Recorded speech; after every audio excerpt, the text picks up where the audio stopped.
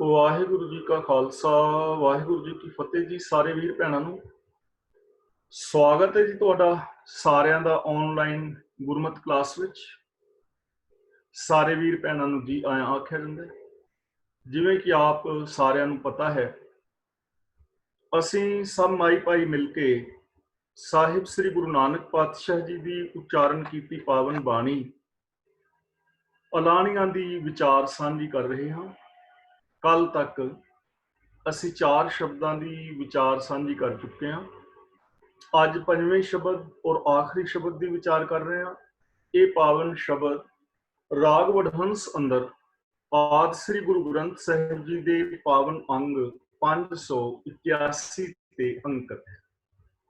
ਜੋ ਵੀ ਇਸ ਦੁਨੀਆ ਦੇ ਅੰਦਰ ਆਇਆ ਹੈ, ਉਸ ਇਨਸਾਨ ਨੇ ਇੱਕ ਨਾ ਇੱਕ ਦਿਨ ਚਲੇ ਜਾਣਾ ਹੈ। ਤੇ ਆਮ ਵੇਖਣ ਵਿੱਚ ਆਉਂਦਾ ਹੈ ਕਿ ਜਦੋਂ ਕੋਈ ਪ੍ਰਾਣੀ ਗੁਜ਼ਰਦਾ ਹੈ ਤਾਂ ਉਸ ਤੇ ਸੱਜਣ ਮਿੱਤਰ ਰਿਸ਼ਤੇਦਾਰ ਵਿਯੋਗ ਦੇ ਅੰਦਰ ਰੋਂਦੇ ਕੁਰਲਾਉਂਦੇ ਜਾਂ ਵੈਣ ਆਦਿਕ ਪਾਉਂਦੇ ਹਨ। ਸੰਸਾਰ ਦਾ ਮੋਹ ਹੁੰਦਾ ਹੈ, ਵਿਛੋੜੇ ਦਾ ਦੁੱਖ ਹੁੰਦਾ ਹੈ। ਪਰ ਗੁਰਦੇਵ ਪਾਤਸ਼ਾਹ ਜੀ ਸਾਨੂੰ ਸਮਝਾਉਂਦੇ ਹਨ, ਬਾਬਾ ਆਇਆ ਹੈ ਉੱਠ ਚੱਲਣਾ, ਇਹ ਜਗ ਝੂਠ ਪਸਾਰੋ ਆ। ਕਿ ਹੈ ਭਾਈ, ਜਗਤ ਵਿੱਚ ਜੋ ਵੀ ਇਨਸਾਨ, ਜੋ ਵੀ ਜੀਵ ਆਇਆ ਹੈ, ਉਹਨੇ ਇੱਕ ਦਿਨ ਉੱਠ ਚੱਲਣਾ ਦਾ ਮਤਲਬ ਚਲੇ ਜਾਣਾ ਹੈ, ਭਾਵ ਉਹਦਾ ਸਰੀਰਕ ਤੌਰ ਤੇ ਉਸ ਦੀ ਮੌਤ ਹੋਣੀ ਹੈ। ਜਗਤ ਦੇ ਅੰਦਰ ਜਿੰਨਾ ਵੀ ਪਸਾਰਾ ਹੈ, ਇਹ ਨਾਸ਼ਵੰਤ ਹੈ। ਨਾਸ਼ਵੰਤ ਦਾ ਮਤਲਬ ਖਤਮ ਹੋ ਜਾਣ ਵਾਲਾ ਹੈ, ਭਾਵ ਇੱਥੇ ਕੋਈ ਵੀ ਸਦਾ ਥਿਰ ਰਹਿਣ ਵਾਲਾ ਨਹੀਂ ਹੈ। ਔਰ ਜਗਤ ਦੇ ਅੰਦਰ ਜਿੰਨਾ ਵੀ ਮਨੁੱਖ ਨੇ ਖਿਲਾਰਾ ਆਪਣਾ ਖਿਲਾਰਿਆ ਹੈ, ਆਪਣਾ ਜਿਵੇਂ ਅਸੀਂ ਈਰਖਾ, ਦਵੈਸ਼, ਵੈਰ, ਵਿਰੋਧ, ਇਹ ਆਤਮਿਕ ਜੀਵਨ ਦੇ ਵਿੱਚ ਸਾਥ ਦੇਣ ਵਾਲਾ ਨਹੀਂ ਹੈ।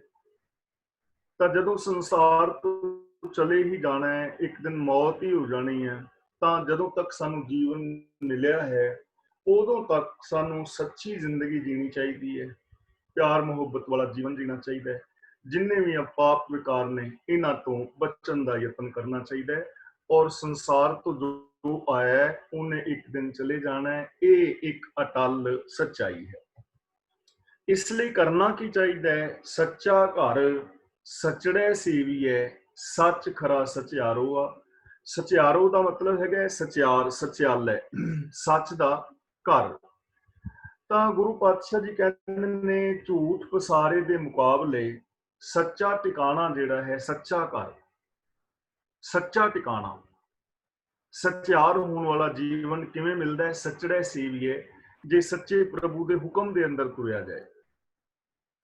ਸੱਚ ਖਰਾ ਸਚਿਆਰੋ ਆ। ਖਰਾ ਦਾ ਮਤਲਬ ਨਿਰੋਲ, ਤੇ ਇਹ ਸੱਚ ਜਿਹੜਾ ਹੈ ਨਿਰੋਲ ਸੱਚੇ ਹੋਣ ਦੇ ਨਾਲ ਮਿਲਦਾ ਹੈ। ਜੇ ਬੰਦਾ ਸਚਿਆਰ ਹੋ ਜਾਏ ਤਾਂ ਹੀ ਸੱਚਾ ਪ੍ਰਭੂ ਮਿਲਦਾ ਹੈ।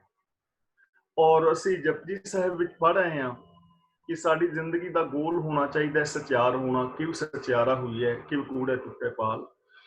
ਚਾਹ ਜਿਹੜਾ ਮਨੁੱਖ ਪ੍ਰਭੂ ਦੇ ਗੁਣ ਗਾਉਂਦਾ ਹੈ, ਉਹਦਾ ਜੀਵਨ ਪਵਿੱਤਰ ਹੋ ਜਾਂਦਾ ਹੈ। ਉਹ ਮਨੁੱਖ ਸੱਚ ਦੇ ਅੰਦਰ ਲੀਨ ਹੋ ਜਾਂਦਾ ਹੈ, ਉਹਨੂੰ ਸदैवी ਟਿਕਾਣਾ ਮਿਲ ਜਾਂਦਾ ਹੈ। ਔਰ ਇਹ ਸੱਚ ਜਿਹੜਾ ਹੈ ਸਚਿਆਰ ਹੋਣ ਦੇ ਨਾਲ ਮਿਲਦਾ ਹੈ। ਤਾਂ ਇਸ ਦਾ ਸਮੁੱਚਾ ਭਾਵ ਪੰਕਤੀ ਦਾ ਇਹ ਹੈ ਕਿ ਜਿਹੜਾ ਵੀ ਸੰਸਾਰ ਵਿੱਚ ਆਇਆ ਹੈ, ਇੱਕ ਦਿਨ ਉਹਨੇ ਚਲੇ ਜਾਣਾ ਹੈ। ਇਹ ਸੰਸਾਰ ਸਦਾ ਰਹਿਣ ਵਾਲਾ ਘਰ ਨਹੀਂ ਹੈ।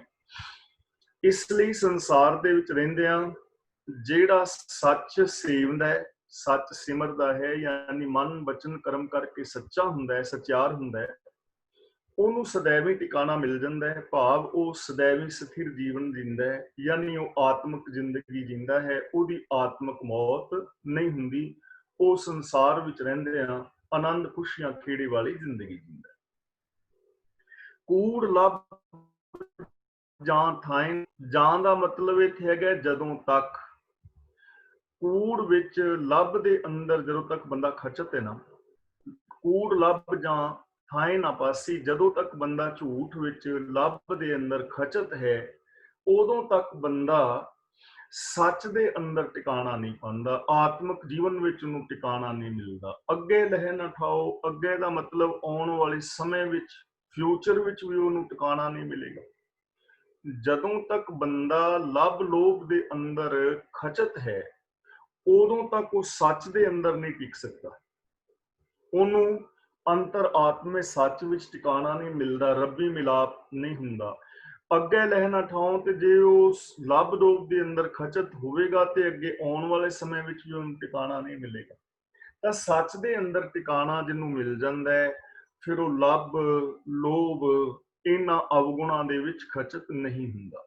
ਇਸ ਲਈ ਜਦੋਂ ਤੱਕ ਇਹ ਜ਼ਿੰਦਗੀ ਹੈ, ਉਦੋਂ ਤੱਕ ਜੋ ਖਾਣ ਪੀਣ ਦੇ ਚਸਕੇ ਨੇ, ਰਸ ਨੇ ਔਰ ਲੋਭ ਆਦਿਕ ਹੈ, ਝੂਠ ਹੈ, ਇਹਨਾਂ ਵਿਕਾਰਾਂ ਤੋਂ ਬਚਣਾ ਚਾਹੀਦਾ ਹੈ। ਜੇ ਬੰਦਾ ਸੱਚ ਦੇ ਅੰਦਰ ਟਿਕਾਣਾ ਚਾਹੁੰਦਾ ਹੈ, ਸਚਿਆਰ ਹੋਣਾ ਚਾਹੁੰਦਾ ਹੈ, ਆਨੰਦ ਵਾਲਾ ਜੀਵਨ ਚਾਹੁੰਦਾ ਹੈ, ਖੁਸ਼ੀ ਚਾਹੁੰਦਾ ਹੈ, ਰੱਬ ਦਾ ਮਿਲਾਪ ਚਾਹੁੰਦਾ ਹੈ, ਤਾਂ ਉਹਨੂੰ ਇਹਨਾਂ ਔਗਣਾਂ ਦਾ ਤਿਆਗ ਕਰਨਾ ਚਾਹੀਦਾ। ਜਦੋਂ ਤੱਕ ਬੰਦਾ ਝੂਠ ਵਿੱਚ, ਲੱਭ ਵਿੱਚ ਖਚਤ ਹੈ, ਉਦੋਂ ਤੱਕ ਬੰਦਾ ਸੱਚ ਦੇ ਅੰਦਰ ਨਹੀਂ ਮਿਲਦਾ, ਰੱਬ ਵਿੱਚ ਨਹੀਂ ਮਿਲਦਾ, ਆਉਣ ਵਾਲੇ ਸਮੇਂ ਦੇ ਅੰਦਰ ਵੀ ਉਹਨੂੰ ਜਗ੍ਹਾ ਨਹੀਂ ਮਿਲਦੀ।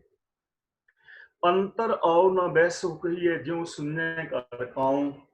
ਇਹਨੂੰ ਕਾਉ ਦੀ ਬਜਾਏ ਕਾਉ ਪੜਨਾ ਹੈ। ਕਾਉ ਦਾ ਮਤਲਬ ਕਾਂ। ਹੁਣ ਦੇਖੋ, ਇਸ ਜਗਤ ਦੇ ਅੰਦਰ ਅਸੀਂ ਜ਼ਿੰਦਗੀ ਜੀਂਦੇ ਆ ਨਾ, ਤੇ ਜਿਹੜੇ ਚੰਗੇ ਇਨਸਾਨ ਹੁੰਦੇ ਨੇ ਉਹਨਾਂ ਨੂੰ ਲੋਕ ਆਪਣੇ ਘਰ ਦੇ ਅੰਦਰ ਸੱਦਾ ਪੱਤਰ ਵੀ ਦਿੰਦੇ ਨੇ, ਉਹਨਾਂ ਨੂੰ ਆਓ ਜੀ, ਬੈਠੋ ਜੀ, ਆਦਰ ਮਾਣ ਮਿਲਦਾ ਹੈ। ਤੇ ਜੇ ਕੋਈ ਹੋਵੇ ਕਰੈਕਟਰਲੈਸ ਬੰਦਾ ਹੋਵੇ, ਸ਼ਰਾਬੀ ਹੋਵੇ, ਵਿਕਾਰੀ ਹੋਵੇ, ਤਾਂ ਉਹਨੂੰ ਤਾਂ ਬੰਦਾ ਸਤਿਕਾਰ ਨਹੀਂ ਨਾ ਦਿੰਦਾ ਵੀ ਆਓ ਸਾਡੇ ਘਰ ਬੈਠੋ, ਚਾਹ ਪਾਣੀ ਛਕੋ। ਇਹੋ ਜਿਹੇ ਬੰਦੇ ਨੂੰ ਕੋਈ ਘਰ ਨਹੀਂ ਵੜਨ ਦਿੰਦਾ। ਅੰਤਰ ਆਓ ਨਾ ਬਹਿਸੋ ਕਹੀਏ ਦਾ ਮਤਲਬ ਹੈ ਕਿ ਕੋਈ ਵੀ ਐਸੇ ਲੱਭ ਲੋਭ ਹੰਕਾਰ ਵਾਲੇ ਵਿਕਾਰੀ ਬੰਦੇ ਨੂੰ ਆਦਰ ਸਤਿਕਾਰ ਨਹੀਂ ਦਿੰਦਾ। ਜਿਉਂ ਸੁਣਨੇ ਘਰ ਕਾਉ, ਜਿਵੇਂ ਸੁਣਨੇ ਘਰ ਦੇ ਅੰਦਰ ਕਾਂ ਆਉਂਦਾ ਹੈ ਨਾ, ਤੇ ਕਾਂ ਆਉਂਦਾ ਹੈ ਤੇ ਉੱਥੇ ਬਨੇਰੇ ਤੇ ਜੇ ਬੈਠੇਗਾ ਵੀ ਤੇ ਚਲਾ ਜਾਏਗਾ, ਕਿਉਂਕਿ ਉੱਥੋਂ ਉਹਨੂੰ ਕੁਛ ਮਿਲਣਾ ਨਹੀਂ, ਉਹਨੂੰ ਕਿਸੇ ਨੇ ਗਰਾਹੀ ਪਾਣੀ ਨਹੀਂ। ਇਹ ਵੀ ਨਹੀਂ ਕਿ ਉੱਥੇ ਲੰਗਰ ਪਾਣੀ ਕਿਸੇ ਨੇ ਖਾਇਆ ਹੋਵੇ, ਕਿਸੇ ਬੱਚੇ ਦੇ ਹੱਥੋਂ ਹੀ ਗਰਾਹੀ ਕਾਂ ਖੋਹ ਕੇ ਲੈ ਜਾਏ। ਕੋਈ ਜੂਠਾ ਪਿਆ ਹੋਵੇ ਉਥੋਂ ਖਾ ਲਵੇ, ਜਾਂ ਉਸ ਵਸਤੇ ਘਰ ਦੇ ਵਿੱਚੋਂ ਕਾਂ ਨੂੰ ਕੁਛ ਨਾ ਕੁਛ ਮਿਲ ਜਾਏਗਾ। ਪਰ ਜਿਹੜਾ ਘਰ ਹੀ ਉਜੜਿਆ ਹੋਇਆ ਹੈ, ਸੁੰਨਾ ਹੈ, ਜਿੱਥੇ ਕੁਛ ਹੈ ਹੀ ਨਹੀਂ, ਉਥੋਂ ਉਹਨੂੰ ਕੁਛ ਨਹੀਂ ਮਿਲਦਾ। ਇਸੇ ਤਰ੍ਹਾਂ ਉਹ ਇਨਸਾਨ ਜਿਹੜਾ ਲੱਭ ਲੋਭ ਹੰਕਾਰ ਪਾਪਾਂ ਵਿਕਾਰਾਂ ਦੇ ਅੰਦਰ ਖਚਤ ਹੈ ਨਾ, ਉਹ ਜਿਵੇਂ ਇਸ ਸੰਸਾਰ ਵਿੱਚ ਆਉਂਦਾ ਹੈ ਉਵੇਂ ਹੀ ਇਹ ਦੁਨੀਆ ਚ ਚਲਾ ਜਾਂਦਾ ਹੈ। ਉਹਦੇ ਪੱਲੇ ਕੁਛ ਨਹੀਂ ਪੈਂਦਾ, ਨਾ ਸ਼ਾਂਤੀ, ਨਾ ਸੁੱਖ, ਨਾ ਆਨੰਦ, ਨਾ ਖੇੜਾ, ਨਾ ਪ੍ਰਸੰਨਤਾ। ਉਹਦੀ ਆਤਮਿਕ ਤ੍ਰਿਪਤੀ ਨਹੀਂ ਹੁੰਦੀ, ਉਹਨੂੰ ਜਗਤ ਦੇ ਅੰਦਰ ਕਿਤੇ ਵੀ ਮਾਣ ਆਦਰ ਸਤਿਕਾਰ ਨਹੀਂ ਮਿਲਦਾ। ਅੰਤਰ ਆਤਮੇ ਵੀ ਉਹ ਨਹੀਂ ਟਿਕ ਪਾਉਂਦਾ। ਸੁੰਨੇ ਘਰ ਦੇ ਅੰਦਰੋਂ ਜਿਵੇਂ ਕਾਂ ਖਾਲੀ ਜਾਂਦਾ ਨਾ, ਉਵੇਂ ਇਸ ਸੰਸਾਰ ਦੇ ਅੰਦਰ ਉਹ ਵਿਅਰਥ ਜੀਵਨ ਜੀ ਕੇ ਤੇ ਇਸ ਸੰਸਾਰ ਤੋਂ ਕੂਚ ਕਰਦਾ। ਜੰਮਣ ਮਰਨ ਵੱਡਾ ਵਿਛੋੜਾ, ਬਿਨਸੈ ਜਗ ਸਵਾਏ। ਜੰਮਣ ਦਾ ਮਤਲਬ ਜਨਮ ਤੇ ਮਰਨ ਦਾ ਮਤਲਬ ਮੌਤ। ਹੁਣ ਜਨਮ ਤੋਂ ਮੌਤ ਤੱਕ ਇੱਕ ਜੀਵਨ ਦਾ ਹਿੱਸਾ ਹੈ ਨਾ ਸਾਰਾ। ਜਿਸ ਦਿਨ ਸਾਡਾ ਜਨਮ ਹੋਇਆ ਔਰ ਜਿਸ ਦਿਨ ਸਾਡੀ ਮੌਤ ਹੋਏਗੀ, ਜਨਮ ਤੋਂ ਲੈ ਕੇ ਮੌਤ ਦੇ ਦਰਮਿਆਨ ਜੋ ਸਮਾਂ ਮਿਲਿਆ ਹੈ ਉਹਨੂੰ ਜੀਵਨ ਕਹਿੰਦੇ ਨੇ। ਇੱਥੇ ਜੰਮਣ ਮਰਨ ਦਾ ਮਤਲਬ ਹੈ ਸਾਰਾ ਜੀਵਨ। ਵੱਡਾ ਵਿਛੋੜਾ ਦਾ ਮਤਲਬ ਸੱਚ ਤੋਂ ਵੱਡਾ ਵਿਛੋੜਾ ਉਹਦਾ ਬਣਿਆ ਰਹਿੰਦਾ ਹੈ, ਕਿਉਂਕਿ ਉਹ ਸੱਚ ਦੇ ਨਾਲ ਜੁੜਦਾ ਨਹੀਂ। ਲੱਭ ਲੋਭ ਜਾਂ ਥਾਂ ਦਾ ਪਾਸੀ, ਉਹ ਲੱਭ ਔਰ ਲੋਭ ਦੇ ਵਿੱਚ ਖਚਤ ਰਹਿੰਦਾ ਹੈ। ਸੱਚ ਦੇ ਅੰਦਰ ਉਹਨੂੰ ਟਿਕਾਣਾ ਮਿਲਦਾ ਨਹੀਂ। ਸੱਚ ਦੇ ਨਾਲੋਂ ਉਹਦਾ ਵਿਛੋੜਾ ਹੋਇਆ ਰਹਿੰਦਾ ਹੈ, ਰੱਬ ਦੇ ਨਾਲੋਂ ਉਹਦਾ ਵਿਛੋੜਾ ਹੋਇਆ ਰਹਿੰਦਾ ਹੈ। ਤੇ ਐਸੇ ਜਿਹੜੇ ਲੋਕ ਨੇ, ਉਹਨਾਂ ਦਾ ਪਰਿਵਾਰਾਂ ਨਾਲੋਂ ਵੀ ਵਿਛੋੜਾ ਹੋ ਜਾਂਦਾ ਹੈ, ਸਮਾਜ ਦੇ ਨਾਲ ਵੀ ਉਹਨਾਂ ਦੀ ਨਹੀਂ ਬਣਦੀ, ਗੁਰੂ ਪ੍ਰਭੂ ਦੇ ਨਾਲ ਵੀ ਨਹੀਂ ਬਣਦੀ। ਉਹ ਸੱਚ ਦੇ ਨਾਲੋਂ ਹਮੇਸ਼ਾ ਵਿਛੜੇ ਰਹਿੰਦੇ ਨੇ। ਬਿਨਸੈ ਜਗ ਸਵਾਏ। ਜਗ ਸਵਾਏ ਦਾ ਮਤਲਬ ਸਾਰਾ ਜਗਤ।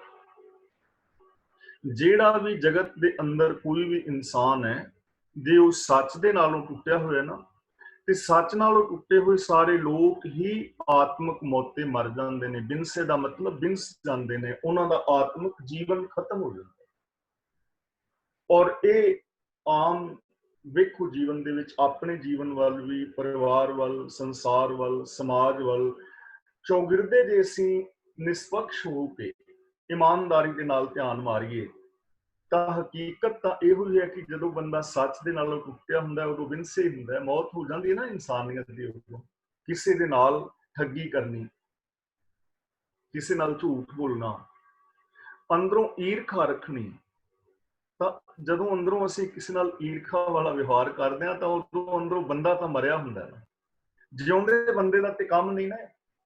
ਜਿਉਂਦਾ ਬੰਦਾ ਜਿਹਦੇ ਅੰਦਰ ਇਨਸਾਨੀਅਤ ਜਿਉਂਦੀ ਹੈ, ਉਹ ਕਿਸੇ ਨਾਲ ਵੈਰ ਕਮਾਏ, ਉੱਤੋਂ ਪਿਆਰ ਵਾਲੇ ਬੋਲ ਬੋਲਦਾ ਹੋਏ, ਅੰਦਰ ਉਹਦੇ ਈਰਖਾ ਭਰੀ ਹੋਏ, ਤਾਂ ਮਰਿਆ ਹੀ ਹੈ ਨਾ ਬੰਦਾ। ਤਾਂ ਗੁਰੂ ਜੀ ਕਹਿੰਦੇ ਨੇ ਜਿਹੜਾ ਵੀ ਇਨਸਾਨ ਸੱਚ ਦੇ ਨਾਲੋਂ ਟੁੱਟ ਜਾਂਦਾ ਹੈ, ਉਹ ਸਾਰੇ ਹੀ ਲੋਕ ਆਤਮਕ ਮੌਤ ਤੇ ਮਰ ਜਾਂਦੇ ਨੇ, ਤੇ ਸਾਰੀ ਜ਼ਿੰਦਗੀ ਉਹਨਾਂ ਦਾ ਫਿਰ ਸੱਚ ਦੇ ਨਾਲੋਂ ਵਿਛੋੜਾ ਬਣਿਆ ਰਹਿੰਦਾ ਹੈ, ਰੱਬ ਨਾਲੋਂ ਵਿਛੋੜਾ ਬਣਿਆ ਰਹਿੰਦਾ ਹੈ, ਉਹਨਾਂ ਦਾ ਰੱਬ ਦੇ ਨਾਲ ਕਦੇ ਮਿਲਾਪ ਨਹੀਂ ਹੁੰਦਾ। ਲਬ ਧੰਧੇ ਮਾਇਆ ਜਗਤ ਭੁਲਾਇਆ, ਕਾਲ ਖੜਾ ਰੁਆਏ। ਰੁਆਏ ਦਾ ਮਤਲਬ ਰੁਆਂਦਾ ਹੈ, ਦੁਖੀ ਕਰਦਾ ਹੈ। ਲੱਭ ਦੇ ਬੱਬੇ ਨਾਲ ਸਿਹਾਰੀ ਹੈ ਲੱਭ ਵਿੱਚ। ਧੰਦੇ ਦਾ ਮਤਲਬ ਧੰਦੇ ਵਿੱਚ। ਲਾਲਚ ਦੇ ਕਾਰਨ ਮਾਇਆ ਦੇ ਧੰਦਿਆਂ ਵਿੱਚ ਜਗਤ ਪਿਆ ਹੋਇਆ।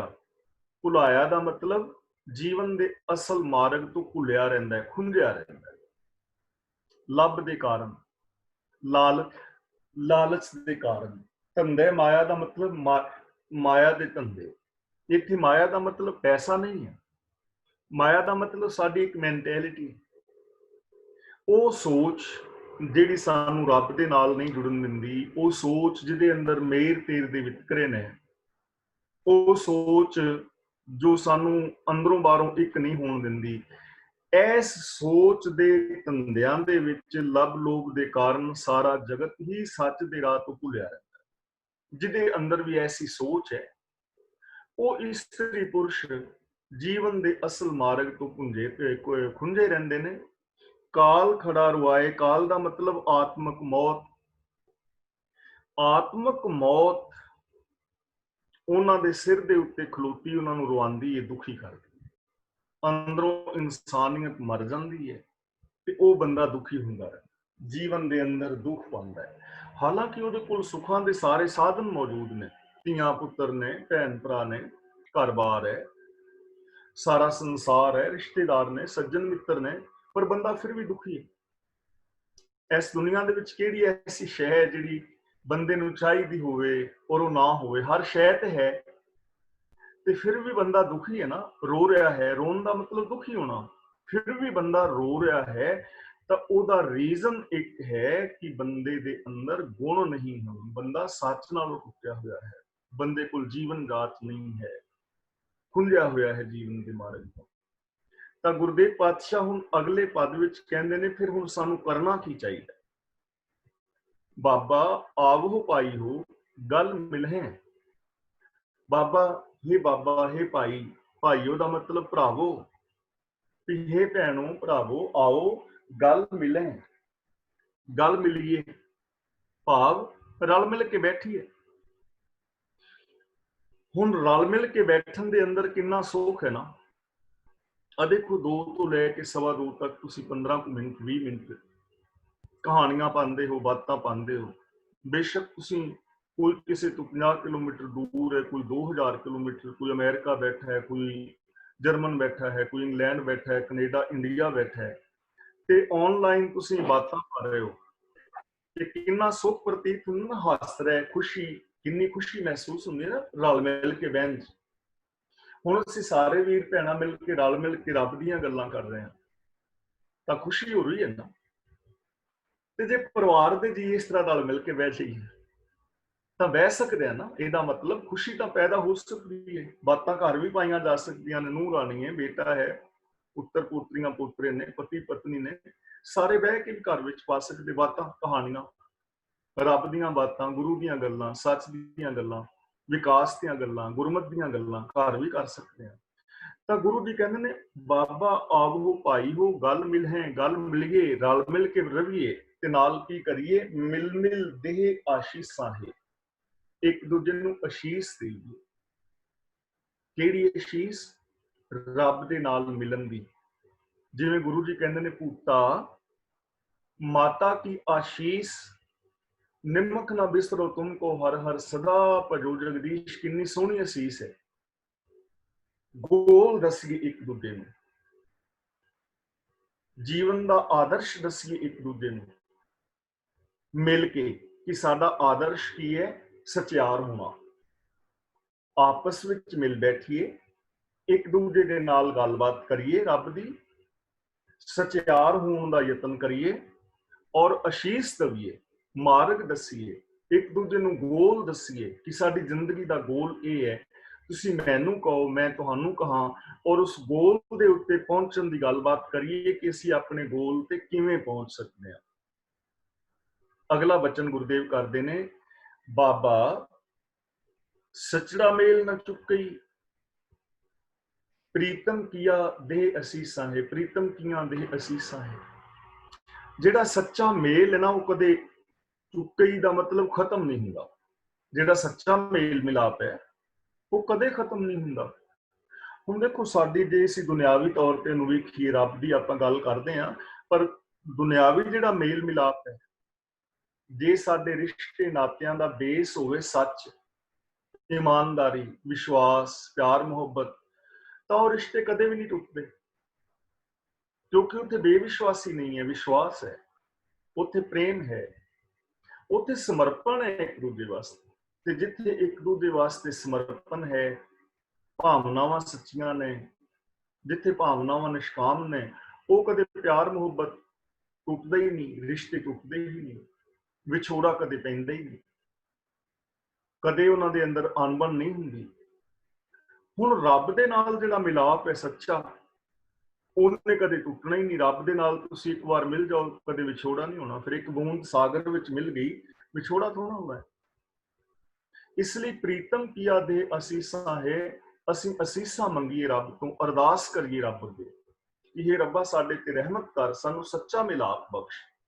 ਰੱਬ ਦਾ ਮਿਲਾਪ, ਗੁਰੂ ਦਾ ਮਿਲਾਪ, ਗੁਰਮਤਿ ਦਾ ਮਿਲਾਪ, ਸ਼ੁਭ ਗੁਣਾਂ ਦਾ ਮਿਲਾਪ, ਸੱਚ ਦਾ ਮਿਲਾਪ, ਔਰ ਰਿਸ਼ਤਿਆਂ ਨਾਤਿਆਂ ਦੇ ਵਿੱਚ ਵੀ ਸੱਚ ਜਦੋਂ ਆ ਗਿਆ ਤੇ ਮਿਲਾਪ ਇਹ ਵੀ ਨਹੀਂ ਟੁੱਟੇਗਾ, ਸदैवी ਮਿਲਾਪ ਹੋ ਜਾਏਗਾ। ਇਸ ਲਈ ਅਸੀਂ ਸਾਰੇ ਮਿਲ ਕੇ ਰੱਬ ਅੱਗੇ ਅਰਦਾਸ ਕਰੀਏ, ਆਪਸ ਦੇ ਅੰਦਰ ਸੱਚੇ ਮਿਲਾਪ ਦੀ ਗੱਲਬਾਤ ਕਰੀਏ, ਤਾਂ ਸਾਡਾ ਇਹ ਮਿਲ ਬੈਠਣਾ ਹੀ ਭਗਤੀ ਬਣ ਜਾਏਗੀ। ਸਾਡੇ ਰਿਸ਼ਤੇ ਨਾਤੇ ਸੱਚੇ ਹੋ ਜਾਣਗੇ। ਅਗਲਾ ਬਚਨ ਕਰਦੇ ਨੇ, ਆਸੀਸਾਂ ਦੇਵੋ ਭਗਤ ਕਰੇਵੋ। ਤੇ ਅਸੀਸ ਕਿਹੜੀ ਦੇਣੀ ਹੈ? ਵਿਛੜੇ ਸਾਥੀ ਲਈ, ਜਿਹੜੇ ਵਿਛੜੇ ਨੇ, ਜਾਂ ਅਸੀਂ ਆਪਸ ਦੇ ਅੰਦਰ ਅਸੀਸ ਦੇਣੀ ਹੈ ਕਿ ਭਗਤੀ ਕਰੋ। ਤੇ ਭਗਤੀ ਦਾ ਮਤਲਬ ਇਹ ਨਹੀਂ ਕਿ ਮਾਲਾ ਫੇਰੋ, ਭਗਤ ਦਾ ਮਤਲਬ ਹੈਗਾ ਪ੍ਰੇਮ ਕਰੋ ਰੱਬ ਦੇ ਨਾਲ, ਰੱਬੀ ਗੁਣਾਂ ਦੇ ਨਾਲ ਪ੍ਰੀਤ ਪਾਓ, ਅਵਗੁਣ ਛੋੜ ਗੁਣਾ ਕੋ ਧਾਵੋ, ਇਹੀ ਭਗਤੀ ਹੈ। ਗੁਰਸਿੱਖ ਮੀਤ ਚਲੋ ਗੁਰ ਚਾਲੀ, ਗੁਰੂ ਦੇ ਦੱਸੇ ਰਾਹਾਂ ਤੇ ਤੁਰੋ। ਵਿਣ ਗੁਣ ਭਗਤ, ਗੁਰੂ ਤੋਂ ਗੁਣਾ ਤੋਂ ਬਿਨਾਂ ਭਗਤੀ ਨਹੀਂ ਹੁੰਦੀ। ਸਭ ਗੁਣ ਤੇਰੇ ਮੈਂ ਨਾਹੀਂ ਕੋਏ, ਵਿਣ ਗੁਣ ਕੀਤੇ ਭਗਤ ਨਾ ਹੋਏ। ਯਾਨੀ ਗੁਣਾਂ ਦੇ ਧਾਰਨੀ ਹੋਵੋ। ਆਪਸ ਦੇ ਵਿੱਚ ਬੈਠ ਕੇ ਗੱਲਬਾਤ ਕਰੀਏ ਨਾ, ਅਸੀਸ ਦੇਵੀਏ, ਅਰਦਾਸ ਕਰੀਏ ਕਿ ਅਸੀਂ ਰੱਬ ਦੇ ਨਾਲ ਪਿਆਰ ਕਰਨਾ ਹੈ, ਅਸੀਂ ਰੱਬ ਦੇ ਗੁਣਾਂ ਦੇ ਧਾਰਨੀ ਹੋਣਾ ਹੈ। ਦੇਖੋ, ਜੇ ਮੈਂ ਬਾਰ-ਬਾਰ ਕਹਿ ਰਿਹਾ, ਜੇ ਅਸੀਂ ਆਪਣੇ ਪਰਿਵਾਰਾਂ ਦੇ ਵਿੱਚ ਮਿਲ ਬੈਠ ਕੇ ਇੱਕ ਗੋਲ ਬਣਾ ਲਈਏ ਸਾਂਝਾ, ਕਿ ਅਸੀਂ ਸਾਰੇ ਪਰਿਵਾਰਕ ਮੈਂਬਰਾਂ ਨੇ 2 ਵੀ 4 5 7 10 ਹੈ ਕਿ ਅਸੀਂ ਰੱਬੀ ਗੁਣਾਂ ਦੀ ਪ੍ਰੀਤ ਪਾਣੀ ਹੈ, ਗੁਰਮਤਿ ਆਸ਼ੇ ਅਨੁਸਾਰ ਜ਼ਿੰਦਗੀ ਜੀਣੀ ਹੈ, ਬਾਣੀ ਮੁਤਾਬਕ ਜੀਵਨ ਜੀਣਾ ਹੈ, ਤੇ ਦੱਸੋ ਪਰਿਵਾਰ ਸਵਰਗ ਨਹੀਂ ਹੋ ਜਾਏਗਾ? ਮਿਲਿਆਂ ਕਾ ਕਿਆ ਮੇਲੋ। ਹੁਣ ਜਿਹੜੇ ਮਿਲੇ ਹੋਏ ਨੇ ਉਹਨਾਂ ਦਾ ਕੀ ਮਿਲਣਾ? ਜਿਹੜੇ ਮਿਲੇ ਹੀ ਹੋਏ ਨੇ ਉਹਨਾਂ ਦਾ ਮਿਲਾਪ ਕਾਹਦਾ? ਯਾਨੀ ਕਹਿਣ ਤੋਂ ਭਾਵ ਇਹਦਾ ਅੰਤਰੀਵ ਜੋ ਭਾਵ ਹੈ ਕਿ ਜਿਹੜੇ ਇੱਕ ਵਾਰ ਮਿਲ ਜਾਂਦੇ ਨੇ ਉਹਨਾਂ ਨੂੰ ਦੁਬਾਰਾ ਮਿਲਣ ਦੀ ਲੋੜ ਨਹੀਂ ਪੈਂਦੀ, ਉਹਨਾਂ ਦਾ ਵਿਛੋੜਾ ਹੀ ਨਹੀਂ ਕਦੇ ਹੁੰਦਾ। ਇੱਕ ਜਿਹੜੀ ਬੂੰਦ ਸਮੁੰਦਰ ਵਿੱਚ ਮਿਲ ਗਈ, ਉਸ ਬੂੰਦ ਨੂੰ ਦੁਬਾਰਾ ਤੁਸੀਂ ਕਿਵੇਂ ਮਿਲਾ ਸਕਦੇ ਹੋ? ਉਹਨੂੰ ਕਿਵੇਂ ਮਿਲਾਓਗੇ? ਕਿਉਂਕਿ ਉਹ ਮਿਲ ਹੀ ਗਈ, ਉਹਦਾ ਵਿਛੋੜਾ ਹੀ ਨਹੀਂ ਹੋਣਾ।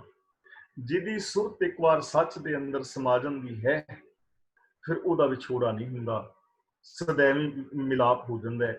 ਇਸ ਲਈ ਗੁਰੂ ਜੀ ਕਹਿੰਦੇ ਨੇ, ਆਪਸ ਦੇ ਵਿੱਚ ਮਿਲ ਕੇ ਬੈਠੋ, ਰੱਬ ਅੱਗੇ ਅਰਦਾਸ ਕਰੋ, ਗੁਣਾਂ ਦੀ ਵਿਚਾਰ ਕਰੋ, ਔਰ ਵਿਚਾਰ ਇਹ ਕਰੋ ਕਿ ਅਸੀਂ ਰੱਬੀ ਪਿਆਰ ਵਾਲੀ ਜ਼ਿੰਦਗੀ ਜੀਣੀ ਹੈ।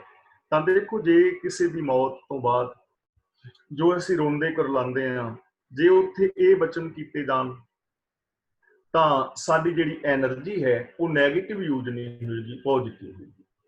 ਅਗਲਾ ਬਚਨ ਕਰਦੇ ਨੇ, ਇੱਕ ਭੂਲੇ ਨਾਮੋ ਥੇਹੋ ਥਾਮੋ, ਗੁਰ ਸ਼ਬਦੀ ਸੱਚ ਖੇਲੋ। पर कई ऐसे ने जो परमात्मा के नाम तो खुंझे फिरते ने, सदा कायम रहने वाले टिकाने तो उखड़े फिरते ने। थेहों थाहों का मतलब थेहों थाहों अनेक जीव जिहड़े ने वो थे तो जिहड़ी टिकाना है असली, थावों का मतलब तो उस असल टिकाने तो भुले हुए ने। जो रब का नाम है, सच है, सच्चा टिकाना है, सचियार होना है, उस सचियारता के राह तो खुंझे हुए। सच है हिरदे दे विच, मेरे अंदर भी है, तुहाडे विच भी है, पर मैं सच बोलदा नहीं ना, ਤਾਂ ਇਹਦਾ मतलब मैं सच ਦੇ ਟਿਕਾਣੇ ਤੋਂ ਖੁੰਝਿਆ ਹੋਇਆ। ਇੱਥੇ ਇੱਕ ਦੇ ਕੱਕੇ ਨਾਲ ਸਿਹਾਰੀ ਹੈ ਦਾ ਮਤਲਬ ਕਈ ਅਨੇਕਾਂ, ਜਦੋਂ ਇੱਕ ਦੇ ਕੱਕੇ ਨਾਲ ਸਿਹਾਰੀ ਹੋਏ ਇਹ ਬਹੁਵਚਨੀ ਸ਼ਬਦ ਹੁੰਦਾ ਹੈ, ਪਲੂਰਲ ਹੁੰਦਾ ਹੈ। ਜਦੋਂ ਇੱਕ ਦੇ ਕੱਕੇ ਨਾਲ ਸਿਹਾਰੀ ਹੋਏ ਇਹਦਾ ਮਤਲਬ ਇੱਕ ਦੀ ਗੱਲ ਨਹੀਂ ਹੋ ਰਹੀ, ਕਈ ਅਨੇਕਾਂ ਅਨੇਕਾਂ ਜੀਵ ਸੱਚ ਦੇ ਨਾਲੋਂ ਟੁੱਟੇ ਹੋਏ ਨੇ। ਤਾਂ ਫਿਰ ਉਹਦੇ ਮਿਲਾਪ ਲਈ ਕੀ ਚਾਹੀਦਾ ਹੈ? ਗੁਰ ਸ਼ਬਦੀ ਸੱਚ ਖੇਲੋ। ਗੁਰੂ ਦੇ ਸ਼ਬਦ ਵਿੱਚ ਜੁੜ ਕੇ ਸੱਚ ਖੇਲੋ ਦਾ ਮਤਲਬ ਜੀਵਨ ਦੀ ਸੱਚੀ ਖੇਡ ਖੇਡੋ, ਸੱਚੀ ਜ਼ਿੰਦਗੀ ਜੀਓ, ਸੱਚਾ ਖੇਲ ਖੇਲੋ, ਇਹ ਜ਼ਿੰਦਗੀ ਨੂੰ ਸੱਚੀ ਬਣਾਓ। ਸੱਚ ਤੋਂ ਖੁੰਝੋ ਨਾ। ਸੱਚ ਤੋਂ ਉਹ ਖੁੰਝ ਜਾਂਦੇ ਨੇ ਜੋ ਗੁਰੂ ਆਸ਼ੇ ਅਨੁਸਾਰ ਜ਼ਿੰਦਗੀ ਨਹੀਂ ਜੀਂਦੇ। ਤਾਂ ਗੁਰੂ ਆਸ਼ੇ ਅਨੁਸਾਰ ਜ਼ਿੰਦਗੀ ਜੀ ਕੇ ਜੀਵਨ ਦੀ ਸੱਚੀ ਖੇਡ ਖੇਡੋ। ਤੇ ਜੇ ਸੱਚੀ ਖੇਡ ਖੇਡਾਂਗੇ ਫਿਰ ਕੀ ਹੋਏਗਾ? ਜਮ ਮਾਰਗ ਨਹੀਂ ਜਾਣਾ, ਸ਼ਬਦ ਸਮਾਣਾ। ਸ਼ਬਦ ਦੇ ਦੱਦੇ ਨਾਲ ਸਿਹਾਰੀ ਹੈ, ਸ਼ਬਦ ਵਿੱਚ, ਗੁਰੂ ਦੇ ਸ਼ਬਦ ਵਿੱਚ। ਸਮਾਣਾ ਦਾ ਮਤਲਬ ਜਿਹੜਾ ਸਮਾ ਗਿਆ।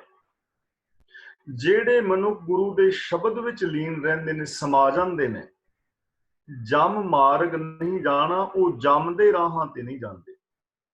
ਹੁਣ ਜਮ ਦੇ ਰਾਹ ਕਿਹੜੇ ਨੇ? ਆਤਮਕ ਮੌਤ। ਜਮ ਕੌਣ ਨੇ ਜੀ?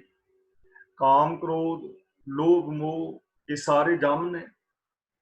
ਫਿਰ ਇਹਨਾਂ ਦੇ ਰਾਹ ਤੇ ਬੰਦਾ ਨਹੀਂ ਜਾਂਦਾ, ਇਹਨਾਂ ਦੇ ਵਸ ਵਿੱਚ ਨਹੀਂ ਪੈਂਦਾ, ਆਤਮਕ ਮੌਤ ਤੇ ਨਹੀਂ ਮਰਦਾ। ਕੌਣ? ਸ਼ਬਦ ਸਮਾਣਾ, ਜਿਹਦੀ ਸੁਰਤ ਸ਼ਬਦ ਦੇ ਅੰਦਰ ਸਮਾ ਗਈ। ਜੋ ਗੁਰੂ ਦੇ ਸ਼ਬਦ ਮੁਤਾਬਕ ਜ਼ਿੰਦਗੀ ਜੀਂਦਾ ਹੈ ਉਹ ਫਿਰ ਆਤਮਕ ਮੌਤ ਦੇ ਰਾਹਾਂ ਤੇ ਨਹੀਂ ਜਾਂਦਾ। ਜੁਗ ਜੁਗ ਸਾਚੈ ਵੇਸੇ, ਉਹ ਸਦਾ ਲਈ ਪਰਮਾਤਮਾ ਦੇ ਵਿੱਚ ਜੁੜੇ ਰਹਿੰਦੇ ਨੇ, ਜਿਹਦਾ ਸਰੂਪ ਸੱਚ ਹੈ। ਵੇਸੇ ਦਾ ਮਤਲਬ ਵੇਸ਼। ਜਿਹਦਾ ਸਰੂਪ ਸੱਚ ਹੈ, ਉਹ ਸੱਚ ਸਰੂਪ ਰੱਬ ਦੇ ਅੰਦਰ ਹਮੇਸ਼ਾ ਜੁੜੇ ਰਹਿੰਦੇ ਨੇ। ਤਾਂ ਸਾਰੀ ਪੰਕਤੀ ਦਾ ਭਾਵ ਕਿ ਜਿਹੜੇ ਗੁਰੂ ਸ਼ਬਦ ਰਾਹੀਂ ਜ਼ਿੰਦਗੀ ਜੀਂਦੇ ਨੇ, ਗੁਰੂ ਸ਼ਬਦ ਵਿੱਚ ਲੀਨ ਰਹਿੰਦੇ ਨੇ, ਉਹ ਹਮੇਸ਼ਾ ਸੱਚ ਵਿੱਚ ਜੁੜੇ ਰਹਿੰਦੇ ਨੇ। ਉਹ ਕਦੇ ਝੂਠ ਦੇ ਮਾਰਗ ਤੇ ਨਹੀਂ ਜਾਂਦੇ, ਉਹ ਆਤਮਕ ਮੌਤ ਤੇ ਨਹੀਂ ਮਰਦੇ, ਉਹ ਕਾਮ, ਕ੍ਰੋਧ ਆਦਿਕ ਜਮਾਂ ਦੇ ਵਸ ਵਿੱਚ ਨਹੀਂ ਪੈਂਦੇ। ਸਾਜਨ ਸੈਣ ਮਿਲੋ ਸੰਜੋਗੀ, ਗੁਰਮਿਲ ਖੋਲੇ ਫਾਸੇ। ਸਾਜਨ ਸੈਣ ਦਾ ਮਤਲਬ ਹੈ ਸੱਜਣੋ ਮਿੱਤਰੋ। ਸੰਜੋਗੀ ਦਾ ਮਤਲਬ ਹੈਗਾ ਮਿਲੇ ਹੋਏ। ਮਿਲੋ ਦਾ ਮਤਲਬ ਉਹਨਾਂ ਦੇ ਨਾਲ ਮਿਲੋ। ਗੁਰੂ ਪਾਤਸ਼ਾਹ ਜੀ ਕਹਿੰਦੇ ਨੇ ਉਹਨਾਂ ਸੱਜਣਾ ਸਾਥੀਆਂ ਦੇ ਨਾਲ ਮਿਲੋ, ਉਹਨਾਂ ਦੀ ਸੰਗਤ ਕਰੋ। ਕਿੰਨਾਂ ਦੀ? ਗੁਰਮਿਲ ਖੋਲੇ ਫਾਸੇ, ਜਿਨ੍ਹਾਂ ਨੇ ਗੁਰੂ ਨੂੰ ਮਿਲ ਕੇ ਆਤਮਕ ਮੌਤ ਦੇ ਫਾਹੇ ਖੋਲ ਦਿੱਤੇ, ਜਿਨ੍ਹਾਂ ਨੇ ਵਿਕਾਰਾਂ ਦੇ ਬੰਧਨ ਤੋੜ ਦਿੱਤੇ ਨੇ, ਜੋ ਲੱਭ ਲੋਭ ਦੇ ਵਿੱਚ ਨਹੀਂ ਫਸੇ, ਜਿਨ੍ਹਾਂ ਨੇ ਇਹਨਾਂ ਵਿਕਾਰਾਂ ਨੂੰ, ਮਨਮਤਾਂ ਨੂੰ, ਅੰਧ ਵਿਸ਼ਵਾਸਾਂ ਨੂੰ, ਡਰਾਂ ਨੂੰ, ਵਹਿਮਾਂ ਨੂੰ, ਭਰਮਾਂ ਨੂੰ, ਸਹਿਮਾਂ ਨੂੰ, ਆਤਮਕ ਮੌਤ ਦੇ ਫਾਹੇ ਖੋਲ ਦਿੱਤੇ ਨੇ, ਤੋੜ ਦਿੱਤੇ ਨੇ। ਉਹਨਾਂ ਦੇ ਨਾਲ ਮਿਲੋ, ਉਹਨਾਂ ਦੀ ਸੰਗਤ ਕਰੋ। ਅਸੀਂ ਦੁਨੀਆ ਵਿੱਚ ਵੇਖਦੇ ਹਾਂ ਨਾ, ਗੁਰਦੇਵ ਪਾਤਸ਼ਾਹ ਕਹਿੰਦੇ ਨੇ, ਜਾਪਹਿ ਜਾਉ ਆਪ ਛੁਟਕਾਵਨ ਤੇ ਬਾਂਧੇ ਬਹੁ ਫੰਦਾ। ਆਮ ਜਿਹੜਾ ਇਨਸਾਨ ਹੈ ਨਾ, ਜਿਹਦੇ ਕੋਲ ਮੈਂ ਆਪਣੇ ਆਪ ਨੂੰ ਛੁਟਵਾਉਣ ਵਾਸਤੇ ਜਾਂਦਾ ਹਾਂ ਕਿ ਮੈਨੂੰ ਇਹਨਾਂ ਵਿਕਾਰਾਂ ਤੋਂ ਖੁਲਾਸੀ, ਉਹ ਮੈਨੂੰ ਹੋਰ ਬਹੁਤ ਸਾਰੇ ਫਾਹੀਆਂ ਦੇ ਵਿੱਚ ਬੰਨ ਦਿੰਦਾ। ਉਹ ਕਹਿੰਦਾ ਤੂੰ ਤੀਰਥਾਂ ਤੇ ਜਾ, ਨਾਰੀਅਲ ਪਾਣੀ 'ਚ ਸੁੱਟਿਆ, ਤੂੰ ਵੀਰਵਾਰ ਨੂੰ ਮਾਂ ਦੀ ਦਾਲ ਲੈ ਜੀ, ਸ਼ਨੀਵਾਰ ਨੂੰ ਕਾਲੇ ਛੋਲਿਆਂ ਦਾ ਪ੍ਰਸ਼ਾਦ ਵਰਤਾ ਦੀ। ਉਹ ਮੈਨੂੰ ਹੋਰ ਫਾਹੀਆਂ ਵਿੱਚ ਪਾ ਦਿੰਦਾ। ਤੇ ਇਹਨਾਂ ਕਰਮ ਕਾਂਡਾਂ ਦੇ ਨਾਲ ਫਾਹੀਆਂ ਥੋੜਾ ਖੁੱਲ੍ਹਦੀਆਂ। ਪਹਿਲੀ ਗੱਲ। ਤੇ ਦੂਜੀ ਗੱਲ, ਜਿਹਦੇ ਕੋਲ ਮੈਂ ਛੁਡਵਾਉਣ ਵਾਸਤੇ ਜਾਣਾ ਹੈ ਆਪਣੇ ਆਪ ਨੂੰ, ਉਹ ਆਪ ਬਹੁਤ ਗਫਾਈਆਂ ਵਿੱਚ ਬੰਝਿਆ ਹੋਇਆ ਹੈ। ਜਿਹਦੇ ਕੋਲ ਜਾ ਕੇ ਮੈਂ ਆਪਣਾ ਇੱਕ ਦੁੱਖ ਦੱਸਣਾ, ਅੱਗੋਂ ਆਪਣੇ ਦੱਸਦਾ। ਤਾਂ ਮੈਨੂੰ ਫਾਹੀਆਂ ਤੋਂ ਮੁਕਤ ਕੌਣ ਕਰੇਗਾ? ਜਿਹੜਾ ਆਪ ਫਾਹੀਆਂ ਤੋਂ ਮੁਕਤ ਹੈ ਉਹ ਹੀ ਕਰੇਗਾ। ਇਸ ਲਈ ਗੁਰੂ ਜੀ ਕਹਿੰਦੇ ਨੇ ਪਿਆਰਿਓ, ਉਹਨਾਂ ਲੋਕਾਂ ਦੇ ਨਾਲ ਮਿਲੋ, ਸਤਸੰਗ ਵਿੱਚ ਜਾਓ, ਗੁਰੂ ਦੀ ਹਜ਼ੂਰੀ ਵਿੱਚ ਜਾਓ, ਜਿਨ੍ਹਾਂ ਨੇ ਗੁਰੂ ਨੂੰ ਮਿਲ ਕੇ ਇਹਨਾਂ ਫਾਹੀਆਂ ਨੂੰ ਕੱਟ ਦਿੱਤਾ ਹੈ, ਉਹਨਾਂ ਦੀ ਸੰਗਤ ਕਰੋ। ਤੇ ਬਾਬਾ ਨਾਂਗੜਾ ਆਇਆ ਜਗ ਮਹਿ, ਦੁੱਖ ਸੁੱਖ ਲੇਖ ਲਿਖਾਇਆ। ਇਹ ਜੀਵ ਜਿਹੜਾ ਹੈ, ਮਨੁੱਖ ਜਿਹੜਾ ਨੰਗਾ ਆਇਆ ਜਗਤ ਦੇ ਅੰਦਰ, ਜਿਸ ਦਿਨ ਜਨਮ ਲਿਆ ਨੰਗਾ ਹੀ ਸੀ ਨਾ, ਵਸਤਰਾਂ ਕਰਕੇ ਤੇ ਨੰਗਾ ਸੀ, ਵੈਸੇ ਵੀ ਨੰਗਾ ਹੀ ਸੀ। ਇਹਦਾ ਮਨ ਜਿਹੜਾ ਕੋਰਾ ਕਾਗਜ਼ ਸੀ।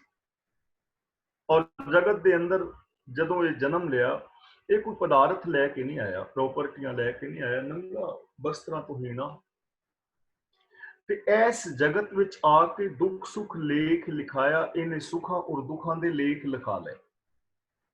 ਕਿਸੇ ਨੇ ਸੁੱਖਾਂ ਦਾ ਲੇਖ ਲਿਖਾ ਲਿਆ, ਕਿਸੇ ਨੇ ਦੁੱਖਾਂ ਦਾ ਲਿਖਾ ਲਿਆ। ਜਿਵੇਂ ਜਿਵੇਂ ਬੱਚਾ ਵੱਡਾ ਹੁੰਦਾ ਹੈ, ਉਹਦੇ ਫਿਰ ਲੇਖ ਲਿਖੇ ਜਾਂਦੇ ਨੇ, ਸੰਸਕਾਰ ਬਣਦੇ ਨੇ। ਕੁਛ ਤਾਂ ਜੈਨੇਟਿਕ ਨੇ ਤੇ ਕੁਛ ਇਸ ਜਗਤ ਦੇ ਵਿੱਚੋਂ ਇਹ ਸਿੱਖਦਾ ਹੈ ਮਾਂ-ਬਾਪ ਤੋਂ।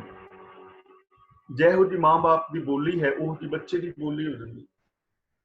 ਜਿਸ ਟੋਨ ਤੇ ਮਾਂ-ਬਾਪ ਬੋਲਦੇ ਨੇ, ਬੱਚਾ ਉਸ ਟੋਨ ਸਿੱਖ ਜਾਂਦਾ ਹੈ। ਖਾਣ ਪੀਣ ਘਰ ਦੇ ਵਿੱਚ ਜਿਹੋ ਜਿਹਾ ਹੁੰਦਾ, ਬੱਚਾ ਉਹ ਜਿਹਾ ਸਿੱਖ ਜਾਂਦਾ ਹੈ। ਪਹਿਨਾਵਾ ਜੈਸਾ ਮਾਂ-ਬਾਪ ਪਹਿਨਦੇ ਨੇ, ਪਹਿਨਾਵਾ ਸਿੱਖ ਜਾਂਦਾ ਹੈ। ਉਸ ਤੋਂ ਬਾਅਦ ਬੱਚਿਆਂ ਦੇ ਨਾਲ ਖੇਲਦਾ ਹੈ, ਆਪਣੇ ਸਾਥੀਆਂ ਤੋਂ ਸਿੱਖਦਾ ਹੈ। ਸਕੂਲ ਵਿੱਚ ਜਾਂਦਾ ਹੈ, ਉੱਥੋਂ ਸਿੱਖਦਾ ਹੈ। ਟੀਵੀ ਅੱਗੇ ਬੈਠਦਾ ਹੈ, ਉੱਥੋਂ ਸਿੱਖਦਾ ਹੈ। ਕਾਰਟੂਨ ਵਗੈਰਾ ਦੇਖਦਾ, ਉੱਥੋਂ ਸਿੱਖਦਾ ਹੈ। ਹੁਣ ਇਹ ਲੇਖ ਲਿਖੇ ਜਾ ਰਹੇ ਨੇ। ਅੰਦਰ ਸੁਭਾਅ ਬਣਦਾ ਪਿਆ, ਗੁਣ ਤੇ ਔਗਣ। ਜੇ ਗੁਣਾਂ ਵਾਲਾ ਸੁਭਾਅ ਬਣ ਗਿਆ, ਉਹਨਾਂ ਗੁਣਾਂ ਤੋਂ ਸੁੱਖ ਮਿਲੇਗਾ। ਜੇ ਔਗਣਾਂ ਵਾਲਾ ਸੁਭਾਅ ਬਣ ਗਿਆ, ਦੁੱਖ ਮਿਲੇਗਾ।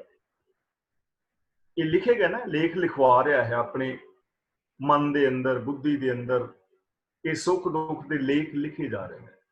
ਅਗਲਾ ਬਚਨ ਕਰਦੇ ਨੇ, ਲਿਖਿਆੜਾ ਸਾਹਾ ਨਾ ਟਲੈ, ਜਿਹੜਾ ਪੁਰਬ ਕਮਾਇਆ। ਲਿਖਿਆ ਹੋਇਆ ਸਾਹਾ ਜਿਹੜਾ ਨਾ, ਉਹ ਟਲਦਾ ਨਹੀਂ। ਪੁਰਬ ਕਮਾਇਆ ਜਿਹੜਾ ਅਸੀਂ ਪਿਛਲੇ ਸਮੇਂ ਵਿੱਚ ਕਮਾਇਆ ਹੈ, ਜੋ ਲੇਖ ਲਿਖਿਆ ਹੈ, ਸੁਭਾਅ ਲਿਖਿਆ ਹੈ, ਕਰਮ ਕੀਤੇ ਨੇ, ਉਹ ਟਲਦੇ ਨਹੀਂ ਨਾ, ਉਹ ਬਿਲਕੁਲ ਹੋ ਕੇ ਰਹੇਗਾ। ਮੰਨ ਲਓ ਤੁਸੀਂ ਕੋਈ ਆਪਣਾ ਪਿਸਟਲ ਕੱਢਿਆ ਤੇ ਉਹਦੇ ਨਾਲ ਕਿਸੇ ਵੱਲ ਨਿਸ਼ਾਨਾ ਸਾਧ ਕੇ ਗੋਲੀ ਚਲਾ ਦਿੱਤੀ, ਤੇ ਗੋਲੀ ਚਲਾਉਂਦਿਆਂ ਸਾਰ ਤੁਸੀਂ ਕਹੋ ਕਿ ਗਲਤੀ ਹੋ ਗਈ ਯਾਰ, ਇਹ ਨਹੀਂ ਸੀ ਚਲਾਉਣੀ ਚਾਹੀਦੀ, ਤਾਂ ਕੀ ਇਹ ਗੱਲ ਕਹਿਣ ਦੇ ਨਾਲ ਗੋਲੀ ਵਾਪਸ ਆ ਜਾਏਗੀ? ਉਹ ਤੇ ਗੋਲੀ ਵੱਜ ਗਈ, ਉਹ ਤੇ ਅਗਲਾ ਮਰ ਗਿਆ ਨਾ।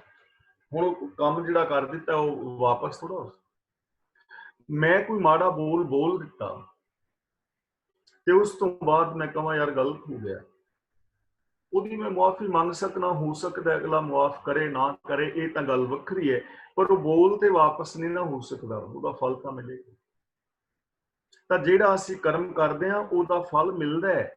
ਜਿਵੇਂ ਅਸੀਂ ਕਿੱਕਰਾਂ ਦੇ ਬੀਜ ਦਿੱਤੇ, ਤੇ ਕਿੱਕਰ ਦਾ ਬੀਜ ਵੱਡਾ ਹੋਏਗਾ ਨਾ, ਤੇ ਜੇ ਵੱਡਾ ਕਿੱਕਰ ਹੋ ਜਾਏ, ਉਹਦੇ ਨਾਲ ਸੂਲਾਂ ਉਗਾਉਣ, ਤੇ ਫਿਰ ਅਸੀਂ ਆਖੀ ਗਲਤੀ ਹੋ ਗਈ, ਫਿਰ ਕਿੱਕਰ ਦੇ ਥੱਲੇ ਬਹਿ ਕੇ ਪਛਤਾਈਏ ਤੇ ਕਹੀਏ ਵੀ ਹੁਣ ਕਿੱਕਰ ਦੀ ਕੋਈ ਗੱਲ ਨਹੀਂ, ਅਸੀਂ ਗਲਤੀ ਨਾਲ ਬੀਜ ਬੈਠੇ ਹਾਂ, ਚੱਲ ਕੋਈ ਨਾ, ਹੁਣ ਤੂੰ ਮਾਫ ਕਰ ਦੇ ਯਾਰ, ਤੂੰ ਅੰਗੂਰ ਪੈਦਾ ਕਰ। ਮਾਫੀਆਂ ਮੰਗੀ ਜਾਓ, ਹੁਣ ਅੰਗੂਰ ਥੋੜਾ ਪੈਦਾ ਹੋਣਾ। ਇਸੇ ਨੂੰ ਕਹਿੰਦੇ ਨੇ ਲਿਖਿਆ ਦਾ ਸਾਹਾ ਨਾ ਟਲੇ, ਕਿ ਜਿਹੜਾ ਅਸੀਂ ਕੰਮ ਕਰਦੇ ਹਾਂ ਉਹਦਾ ਫਲ ਹਰ ਇੱਕ ਨੂੰ ਭੁਗਤਣਾ ਪੈਂਦਾ। ਇੱਕ ਬੱਚਾ ਹੈ, ਸਕੂਲ ਜਾਣਾ ਉਹਨੇ, ਪੇਪਰ ਆ ਰਹੇ ਨੇ, ਸਾਲ ਬਾਅਦ ਪੇਪਰ, ਹੁਣ ਇਹਨੇ 1 ਸਾਲ ਦਾ ਟਾਈਮ ਮਿਲਿਆ, ਤੇ ਜੇ ਕੋਈ ਬੱਚਾ ਕੰਮ ਨਾ ਕਰੇ, ਸਾਰਾ ਸਾਲ ਪੜ੍ਹੇ ਹੀ ਨਾ, ਤੇ ਪੇਪਰ ਆ ਜਾਣ, ਤੇ ਹੁਣ ਪੇਪਰ ਸਾਹਮਣੇ ਹੋਏ ਤੇ ਸਵਾਲ ਦਾ ਕੋਈ ਉੱਤਰ ਆਉਂਦਾ ਨਾ ਹੋਏ, ਤੇ ਉੱਥੇ ਪਛਤਾਵੇ ਤੇ ਉਸ ਪੇਪਰ ਤੋਂ ਮੁਆਫੀਆਂ ਮੰਗੇ ਕਿ ਯਾਰ ਤੂੰ ਬਦਲ ਜਾ ਹੁਣ, ਤਾਂ ਉਹ ਤਾਂ ਕੁਛ ਨਹੀਂ ਨਾ ਹੋਣਾ, ਤਾਂ ਫੇਲ ਹੋਣਾ ਹੀ ਪੈਣਾ। ਇਸ ਲਈ ਸਮੇਂ ਸਿਰ ਸਾਨੂੰ ਕੰਮ ਕਰਨਾ ਚਾਹੀਦਾ ਨਾ।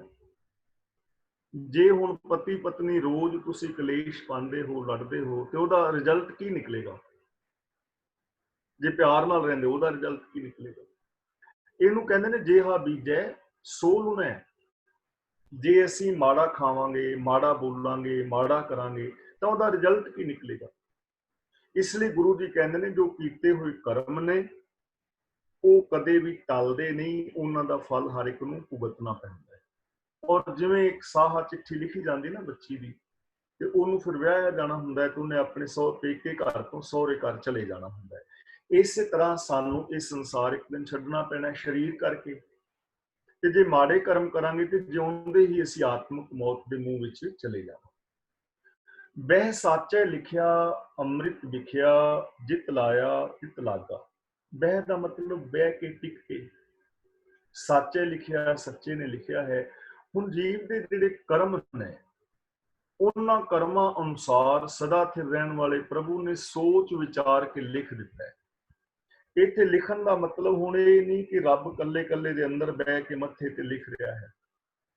ਇਹ ਲਿਖਿਆ ਲੇਖ ਜਾਂ ਭਾਣਾ ਜਾਂ ਰਜ਼ਾ, ਇਹਦੇ ਬਾਰੇ ਅਸੀਂ ਪਹਿਲਾਂ ਵਿਚਾਰ ਕਰਦੇ ਆ ਰਹੇ ਹਾਂ। ਜੋ ਜਪਜੀ ਸਾਹਿਬ ਜੀ ਦੇ ਵਿੱਚ ਸਾਨੂੰ ਸਮਝਾਇਆ ਗਿਆ ਹੈ ਕਿ ਕੀ ਇਹ ਲਿਖਿਆ, ਨਾਨਕ ਲਿਖਿਆ ਨਾਲ। ਲਿਖਿਆ ਨਾਲ ਦਾ ਮਤਲਬ ਜਦੋਂ ਤੋਂ ਇਹ ਕਾਇਨਾਤ ਹੋਂਦ ਵਿੱਚ ਆਈ ਹੈ, ਉਦੋਂ ਤੋਂ ਨਾਲ ਲਿਖਿਆ ਦਾ ਮਤਲਬ ਉਦੋਂ ਤੋਂ ਨਾਲ ਹੀ ਤੁਰਿਆ ਆਉਂਦਾ ਹੈ ਕਿ ਹਰ ਚੀਜ਼ ਸਿਸਟਮ ਦੇ ਅੰਦਰ ਚੱਲੇਗੀ। ਹੁਕਮ, ਰਜ਼ਾ, ਭਾਣਾ ਦਾ ਮਤਲਬ ਸਿਸਟਮ। ਇਹਨੂੰ ਕਹਿੰਦੇ ਨੇ ਬਹਿ ਸਾਚੇ ਲਿਖਿਆ, ਜੋ ਕੁਛ ਪਾਇਆ ਸੋ ਏਕਾ ਵਾਰ। ਹੁਣ ਜੋ ਕਰਮ ਕਰੋਗੇ ਉਹਦਾ ਫਲ ਮਿਲੇਗਾ। ਇਹ ਸਿਸਟਮ ਹੈ, ਇਹ ਹੁਕਮ ਹੈ, ਇਹਦੇ ਤੋਂ ਬਚ ਨਹੀਂ ਸਕਦਾ ਕੋਈ ਵੀ।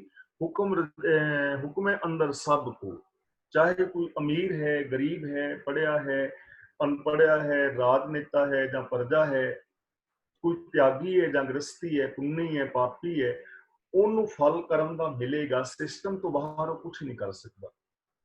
ਤੇ ਕੀ ਲਿਖਿਆ ਹੈ? ਅੰਮ੍ਰਿਤ ਲਿਖਿਆ। ਅੰਮ੍ਰਿਤ ਦਾ ਮਤਲਬ ਆਤਮਿਕ ਜੀਵਨ ਦੇਣ ਵਾਲਾ ਸੱਚ, ਤੇ ਵਿਖਿਆ ਦਾ ਮਤਲਬ ਆਤਮਿਕ ਮੌਤ ਲਿਆਉਣ ਵਾਲੇ ਔਗਣ।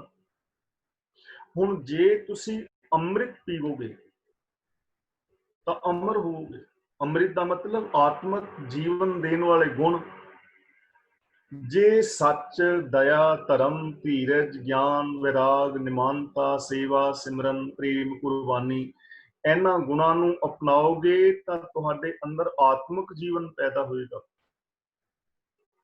ਤੇ ਜੇ ਤੁਸੀਂ ਕਾਮ, ਕ੍ਰੋਧ ਆਦਿਕ ਝੂਠ ਫਰੇਬ ਨੂੰ ਵਰਤੋਗੇ ਤੇ ਆਤਮਿਕ ਮੌਤ ਆਵੇਗੀ। ਦੋਵੇਂ ਚੀਜ਼ਾਂ ਨੇ ਇਸ ਦੁਨੀਆ ਦੇ ਵਿੱਚ, ਜਿਹੜੀ ਚੀਜ਼ ਤੁਸੀਂ ਵਰਤੋਗੇ ਉਹਦਾ ਫਲ ਮਿਲੇਗਾ। ਜੇ ਤੁਸੀਂ ਅੰਗੂਰ ਖਾਓਗੇ ਤੇ ਅੰਗੂਰ ਦਾ ਜੋ ਫਲ ਹੈ, ਰਿਜ਼ਲਟ ਹੈ, ਜੋ ਖਾਣ ਦੇ ਨਾਲ ਨਿਕਲੇਗਾ ਉਹ ਨਿਕਲੇਗਾ। ਤੇ ਜੇ ਅੰਗੂਰਾਂ ਦੀ ਬਣੀ ਸ਼ਰਾਬ ਪੀਓਗੇ ਤੇ ਉਹਦਾ ਰਿਜ਼ਲਟ ਨਿਕਲੇਗਾ। ਭਾਵੇਂ ਤੁਸੀਂ ਅੰਮ੍ਰਿਤ ਪੀ ਲਓ, ਜ਼ਹਿਰ ਪੀ ਲਓ, ਪੰਜਾਂ ਪਿਆਰਿਆਂ ਤੋਂ ਜਾ ਕੇ ਅੰਮ੍ਰਿਤ ਪਾਨ ਕਰੋ, ਗੁਰਮਤ ਵਾਲੀ ਜ਼ਿੰਦਗੀ ਜੀਓ, ਤਾਂ ਉਹਦਾ ਰਿਜ਼ਲਟ ਉਹ ਨਿਕਲੇਗਾ। ਤੇ ਜੇ ਭਾਈ ਮਨਮਤ ਵਾਲੀ ਜ਼ਿੰਦਗੀ ਜੀਵੋਗੇ, ਉਹਦਾ ਰਿਜ਼ਲਟ ਉਹ ਨਿਕਲੇਗਾ। ਗੁਰਬਾਣੀ ਆਸ਼ੇ ਅਨੁਸਾਰ ਜ਼ਿੰਦਗੀ ਜੀਵੋਗੇ ਤਾਂ ਉਹਦਾ ਰਿਜ਼ਲਟ ਚੰਗਾ ਨਿਕਲੇਗਾ। ਗੁਰਬਾਣੀ ਤੋਂ ਉਲਟ ਜ਼ਿੰਦਗੀ ਜੀਵੋਗੇ, ਉਹਦਾ ਰਿਜ਼ਲਟ ਮਾੜਾ ਨਿਕਲੇਗਾ। ਹੁਣ ਹਰ ਬੰਦੇ ਦੀ ਚੁਆਇਸ ਹੈ ਕਿ ਉਹ ਅੰਮ੍ਰਿਤ ਚਾਹੁੰਦਾ ਹੈ ਕਿ ਉਹ ਜ਼ਹਿਰ ਚਾਹੁੰਦਾ, ਉਹ ਜੀਵਨ ਚਾਹੁੰਦਾ ਹੈ ਕਿ ਉਹ ਮੌਤ ਚਾਹੁੰਦਾ ਹੈ। ਇਹ ਹੁਕਮ ਦੇ ਅੰਦਰ ਲਿਖਿਆ ਹੋਇਆ ਹੈ, ਜੈਸੀ ਜ਼ਿੰਦਗੀ ਜੀਵੋਗੇ ਵੈਸਾ ਮਿਲੇਗਾ। ਜਿਤ ਲਾਇਆ ਤਿਤ ਲਾਗਾ। ਹੁਕਮ ਦੇ ਅੰਦਰ ਜਿੱਧਰ ਲਾਇਆ ਹੈ ਉਧਰ ਕੋਈ ਲੱਗਾ ਹੋਇਆ ਹੈ।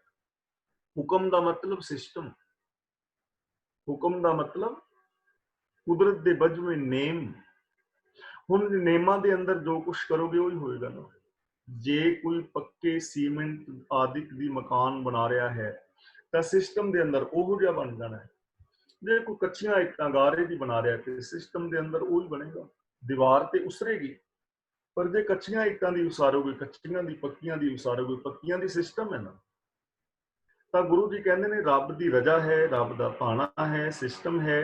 ਜਿੱਧਰ ਕੋਈ ਲੱਗ ਜਾਂਦਾ ਹੈ ਉਹਨੂੰ ਉਸੇ ਤਰ੍ਹਾਂ ਦਾ ਫਲ ਮਿਲਦਾ ਰਹਿੰਦਾ ਹੈ। ਕਾਮਣਿਆਰੀ ਕਾਮਣ ਪਾਏ, ਬਹੁ ਰੰਗੀ ਗੱਲ ਧਾਗਾ। ਕਾਮਣਿਆਰੀ ਦਾ ਮਤਲਬ ਟੂਣੇ ਕਰਨ ਵਾਲੀ, ਕਾਮਣ ਪਾਏ ਦਾ ਮਤਲਬ ਤਵੀਤ ਪਾਏ ਨੇ, ਟੂਣੇ ਕੀਤੇ ਨੇ, ਜਾਦੂ ਕੀਤਾ ਗੱਲ ਦੇ ਵਿੱਚ। ਦੇਖੋ, ਇੱਥੋਂ ਗੁਰੂ ਜੀ ਨੇ ਸਿਰਫ ਇੱਕ ਨਾ ਪ੍ਰਮਾਣ ਲਿਆ ਹੈ। ਆਮ ਲੋਕ ਟੂਣੇ ਤਵੀਤ ਨਹੀਂ ਕਰਦੇ। ਗੱਲ ਦੇ ਵਿੱਚ ਧਾਗੇ ਪਾਏ ਹੁੰਦੇ ਨੇ, ਕਿਸੇ ਨੇ ਗਿੱਟਿਆਂ ਵਾਲੇ ਕਾਲਾ ਧਾਗਾ ਬੰਨਿਆ ਹੁੰਦਾ, ਮਹਿੰਦੀ ਧਰਨ ਪਈ ਹੈ, ਕਿਸੇ ਨੇ ਗੁੱਟ ਵਿੱਚ ਕਾਲਾ ਧਾਗਾ ਪਾਇਆ ਹੈ, ਕਿਸੇ ਨੇ ਡੋਲੇ ਤੇ ਤਵੀਤ ਬੰਨੇ ਨੇ। ਤੇ ਇਹਨਾਂ ਦੀ ਨਕਲ ਕਰਕੇ ਬਹੁਤ ਸਾਰੇ ਸਾਡੇ ਬਾਬੇ ਵੀ ਗੁਰਬਾਣੀ ਦੇ ਸ਼ਬਦ ਲਿਖ ਕੇ ਤਵੀਤਾਂ ਵਿੱਚ ਪਾ ਪਾ ਕੇ ਦੇ ਦਿੰਦੇ ਨੇ ਕਿ ਇਹ ਸ਼ਬਦ ਬੱਚੇ ਦੇ ਗਲ ਵਿੱਚ ਪਾ ਦਿਆ ਜੀ। ਇਹ ਸਭ ਮਨਮਤਾਂ ਨੇ। ਇਹ ਜੰਤਰ ਮੰਤਰ ਤੰਤਰ ਦੇ ਨਾਲ ਜੋ ਦੁੱਖ ਦੂਰ ਕਰਨ ਵਾਲੇ, ਦੁੱਖ ਦੂਰ ਕਰਨ ਦੇ ਦਾਅਵੇ ਨੇ, ਇਹ ਸਭ ਝੂਠੇ ਨੇ, ਇਹ ਸਭ ਨਿਰਮੂਲ ਨੇ। ਹੁਣ ਇੱਥੇ ਕਾਮਣਿਆਰੀ ਕਿਹਨੂੰ ਕਹਿ ਰਹੇ ਨੇ? ਕਾਮਣਿਆਰੀ ਇੱਥੇ ਮਤਲਬ ਹੈ ਮਾਇਆ। ਕਾਮਣ ਪਾਏ ਦਾ ਮਤਲਬ ਟੂਣੇ ਪਾਏ ਨੇ, ਬਹੁਰੰਗੀ ਗਲ ਧਾਗਾ, ਕਈ ਰੰਗਾਂ ਦੇ ਧਾਗੇ ਪਾਏ ਨੇ। ਕਾਮਣਿਆਰੀ ਦਾ ਮਤਲਬ ਮਾਇਆ, ਤੇ ਮਾਇਆ ਦਾ ਮਤਲਬ ਸੋਚ। ਮਾਇਆ ਦਾ ਮਤਲਬ ਪੈਸਾ ਨਹੀਂ, ਮਾਇਆ ਦਾ ਮਤਲਬ ਔਰਤ ਨਹੀਂ। ਮਾਇਆ ਇੱਕ ਸੋਚ ਦਾ ਨਾਮ ਹੈ। ਇਹ ਮਾਇਆ ਜਿਤ ਹਰ ਵਿਸਰੈ, ਮੋਹ ਉਪਜੈ, ਭਾਉ ਦੂਜਾ ਲਾਇਆ। ਜੋ ਸਾਡੀ ਇਹ ਸੋਚ ਸਾਨੂੰ ਇੱਕ ਰੱਬ ਨਾਲੋਂ ਤੋੜਦੀ ਹੈ, ਮੇਰ ਤੇਰ ਦੇ ਵਿਤਕਰੇ ਪੈਦਾ ਕਰਦੀ ਹੈ ਔਰ ਸਾਨੂੰ ਸਵਾਰਥੀ ਬਣਾਉਂਦੀ ਹੈ, ਇਸ ਸੋਚ ਨੇ ਬੰਦੇ ਦੇ ਗਲ ਦੇ ਅੰਦਰ ਬੜੇ ਰੰਗਾਂ ਦੇ ਧਾਗੇ ਪਾਏ ਨੇ। ਕਿਤੇ ਕਾਮ ਦਾ ਧਾਗਾ, ਕਿਤੇ ਕ੍ਰੋਧ ਦਾ ਧਾਗਾ, ਕਿਤੇ ਲੋਭ ਦਾ ਧਾਗਾ, ਕਰਮ ਕਾਂਡਾਂ ਦੇ ਧਾਗੇ ਪਾਏ ਨੇ। ਕੋਈ ਤੀਰਥਾਂ ਤੇ ਨਹਾਉਂਦਾ ਫਿਰਦਾ ਹੈ, ਕੋਈ ਮੜੀਆਂ ਨੂੰ ਮੱਥੇ ਟੇਕਦਾ ਫਿਰਦਾ ਹੈ, ਕੋਈ ਬਾਬਿਆਂ ਨੂੰ ਮੱਥੇ ਟੇਕਦਾ ਫਿਰਦਾ ਹੈ। ਕਿੰਨੇ ਅੰਧ ਵਿਸ਼ਵਾਸਾਂ ਦੇ ਧਾਗੇ ਪਏ ਨੇ ਨਾ ਬੰਦੇ ਦੇ ਅੰਦਰ। ਕਾਮ, ਕ੍ਰੋਧ, ਲੋਭ, ਮੋਹ, ਹੰਕਾਰ, ਆਸਾ, ਤ੍ਰਿਸ਼ਨਾ, ਚੁਗਲੀ, ਨਿੰਦਾ, ਝੂਠ, ਫਰੇਬ, ਚੋਰੀਆਂ, ਯਾਰੀਆਂ, ਬੇਈਮਾਨੀਆਂ, ਠੱਗੀਆਂ, ਪਹਿਨਾਮੀਆਂ, ਪਾਪ, ਅਪਰਾਧ, ਮੇਰ ਤੇਰ, ਭਰੂਣ ਹੱਤਿਆ, ਜਾਤੀਵਾਦ, ਲੜਾਈ, ਦੰਗੇ ਫਸਾਦ, ਦੇ ਸਾਰੇ ਧਾਗੇ ਪਾਏ ਨੇ ਨਾ, ਪਾਈਆਂ ਪਾਈਆਂ। ਤੇ ਪਾਈਆਂ ਕਿਹਨੇ ਨੇ? ਸਾਡੀ ਸੋਚ ਨੇ ਪਾਈਆਂ ਨੇ। ਇਹਨੂੰ ਮਾਇਆ ਕਹਿੰਦੇ ਨੇ। ਤਾਂ ਇਹ ਚੀਜ਼ਾਂ ਵਿਚਾਰਨ ਵਾਲੀਆਂ ਨੇ। ਜਦੋਂ ਕਿਸੇ ਦੀ ਮੌਤ ਹੁੰਦੀ ਹੈ ਤਾਂ ਉੱਥੇ ਰੋਣ ਦੀ ਬਜਾਏ, ਟੂਣਿਆਂ ਦੀ ਬਜਾਏ, ਉੱਥੇ ਅਫਸੋਸ ਕਰਨ ਦੀ ਬਜਾਏ, ਰੋਣ ਦੀ ਬਜਾਏ ਇਹ ਗੱਲਾਂ ਕਰੋ। ਆਮ ਜੀਵਨ ਦੇ ਵਿੱਚ ਬੈਠ ਕੇ ਗੱਲਾਂ ਕਰੋ। ਆਓ ਮੈਂ ਬਾਬਾ ਗਲ ਮਿਲੇ, ਮਿਲ ਮਿਲ ਰਹੀ ਅਸੀਸਾ ਹੈ, ਮਿਲ ਬੈਠ ਕੇ ਗੱਲਾਂ ਕੀਤੀਆਂ ਜਾਣ ਤਾਂ ਜੀਵਨ ਬਦਲ ਜਾਏਗਾ। ਹੋਛੀ ਮਤ ਭਇਆ ਮਨ ਹੋਛਾ, ਗੁਰ ਸਾਮਖੀ ਖਾਇਆ। ਹੁਣ ਮਾਇਆ ਦੇ ਮੋਹ ਵਿੱਚ ਜੀਵ ਦੀ ਮੱਤ ਵੀ ਥੋੜ ਵਿੱਤੀ ਹੋ ਗਈ, ਹੋਛੀ ਮੱਤ। ਇਹਦਾ ਮਨ ਵੀ ਥੋੜ ਵਿੱਤਾ ਹੋ ਗਿਆ, ਹੋਛਾ। ਹੁਣ ਹੋਛਾ ਮਨ ਦਾ ਮਤਲਬ ਕਿ ਮਨ ਦੇ ਅੰਦਰ ਹੋਛੇ ਵਿਚਾਰ ਪੈਦਾ ਹੋ ਰਹੇ ਨੇ, ਤਾਂ ਮਨ ਹੋਛਾ ਹੋ ਗਿਆ। ਮਤ ਹੋਛੇ ਫੈਸਲੇ ਲੈ ਰਹੀ ਹੈ ਤੇ ਮਤ ਹੋਛੀ ਹੋ ਗਈ। ਹੁਣ ਅਸੀਂ ਵਰਤ ਰਹੇ ਹਾਂ ਨਾ ਇਹਨੂੰ। ਰੱਬ ਨੇ ਸਿਰਫ ਮਤ ਦਿੱਤੀ ਹੈ, ਮਨ ਦਿੱਤਾ ਹੈ। ਇਹਦੀ ਵਰਤੋਂ ਹੁਣ ਅਸੀਂ ਆਪ ਕਰਨੀ ਹੈ। ਜੇ ਹੋਛੇ ਫੈਸਲੇ ਲਵਾਂਗੇ ਤੇ ਮਤ ਹੋਛੀ ਹੋ ਜਾਏਗੀ। ਜੇ ਹੋਛੇ ਵਿਚਾਰ ਪੈਦਾ ਕਰਾਂਗੇ ਮਨ ਹੋਛਾ ਹੋ ਜਾਏਗਾ। ਜੇ ਚੰਗੇ ਵਿਚਾਰ ਪੈਦਾ ਕਰੋਗੇ ਮਨ ਤੁਹਾਡਾ ਜੋਤ ਸਰੂਪ ਹੋ ਜਾਏਗਾ। ਜੇ ਚੰਗੇ ਫੈਸਲੇ ਲਓਗੇ ਤੇ ਮਤ ਵਿਵੇਕ ਬੁੱਧ ਵਾਲੀ ਹੋ ਜਾਏਗੀ, ਉੱਚੀ ਮਤ ਹੋ ਜਾਏਗੀ। ਤਾਂ ਗੁਰੂ ਜੀ ਕਹਿੰਦੇ ਨੇ ਜਿਨ੍ਹਾਂ ਦੇ ਵਿਚਾਰ ਹੋਛੇ ਨੇ, ਜਿਨ੍ਹਾਂ ਦੀ ਮਤ ਹੋਛੀ ਹੈ, ਉਹਨਾਂ ਦਾ ਹਾਲ ਕੀ ਹੁੰਦਾ ਹੈ? ਗੁੜ ਸਾ ਮੱਖੀ ਖਾਇਆ। ਇਹਦੇ ਦੋ ਅਰਥ ਕੀਤੇ ਨੇ ਵਿਦਵਾਨਾਂ ਨੇ। ਇੱਕ ਤੇ ਉਹ ਕਹਿੰਦੇ ਨੇ ਮੱਖੀ ਜੇ ਗੁੜ ਦੇ ਉੱਤੇ ਬੈਠੀ ਹੋਈ ਤੇ ਮੱਖੀ ਸਮੇਤ ਹੀ ਗੁੜ ਖਾ ਜਾਂਦੇ ਨੇ, ਮੱਖੀ ਦੀ ਪਰਵਾਹ ਨਹੀਂ ਕਰਦੇ। ਪਰ ਇਹਦਾ ਭਾਵ ਇਹ ਨਹੀਂ ਹੈ। ਦੂਜਾ ਜਿਹੜਾ ਅਰਥ ਕੀਤਾ ਹੈ, ਗੁੜ ਸਾ ਮੱਖੀ ਖਾਇਆ, ਕਿ ਮੱਖੀ ਗੁੜ ਖਾਂਦੀ ਹੈ। ਵੇਖਿਆ ਹੈ ਇੰਡੀਆ ਦੇ ਅੰਦਰ ਕਈ ਵਾਰੀ ਗੁੜ ਨਾ ਢਿੱਲਾ ਹੋ ਜਾਂਦਾ ਸੌਣ ਭਾਦੋਂ ਵਿੱਚ, ਤੇ ਮੱਖੀ ਉਸ ਗੁੜ ਦੇ ਉੱਤੇ ਆਣ ਕੇ ਬਹਿੰਦੀ ਹੈ ਕਿਉਂਕਿ ਗੁੜ ਮਿੱਠਾ ਹੈ, ਤੇ ਗੁੜ ਦੇ ਅੰਦਰ ਉਸ ਮੱਖੀ ਦੇ ਪੈਰ ਫਸ ਜਾਂਦੇ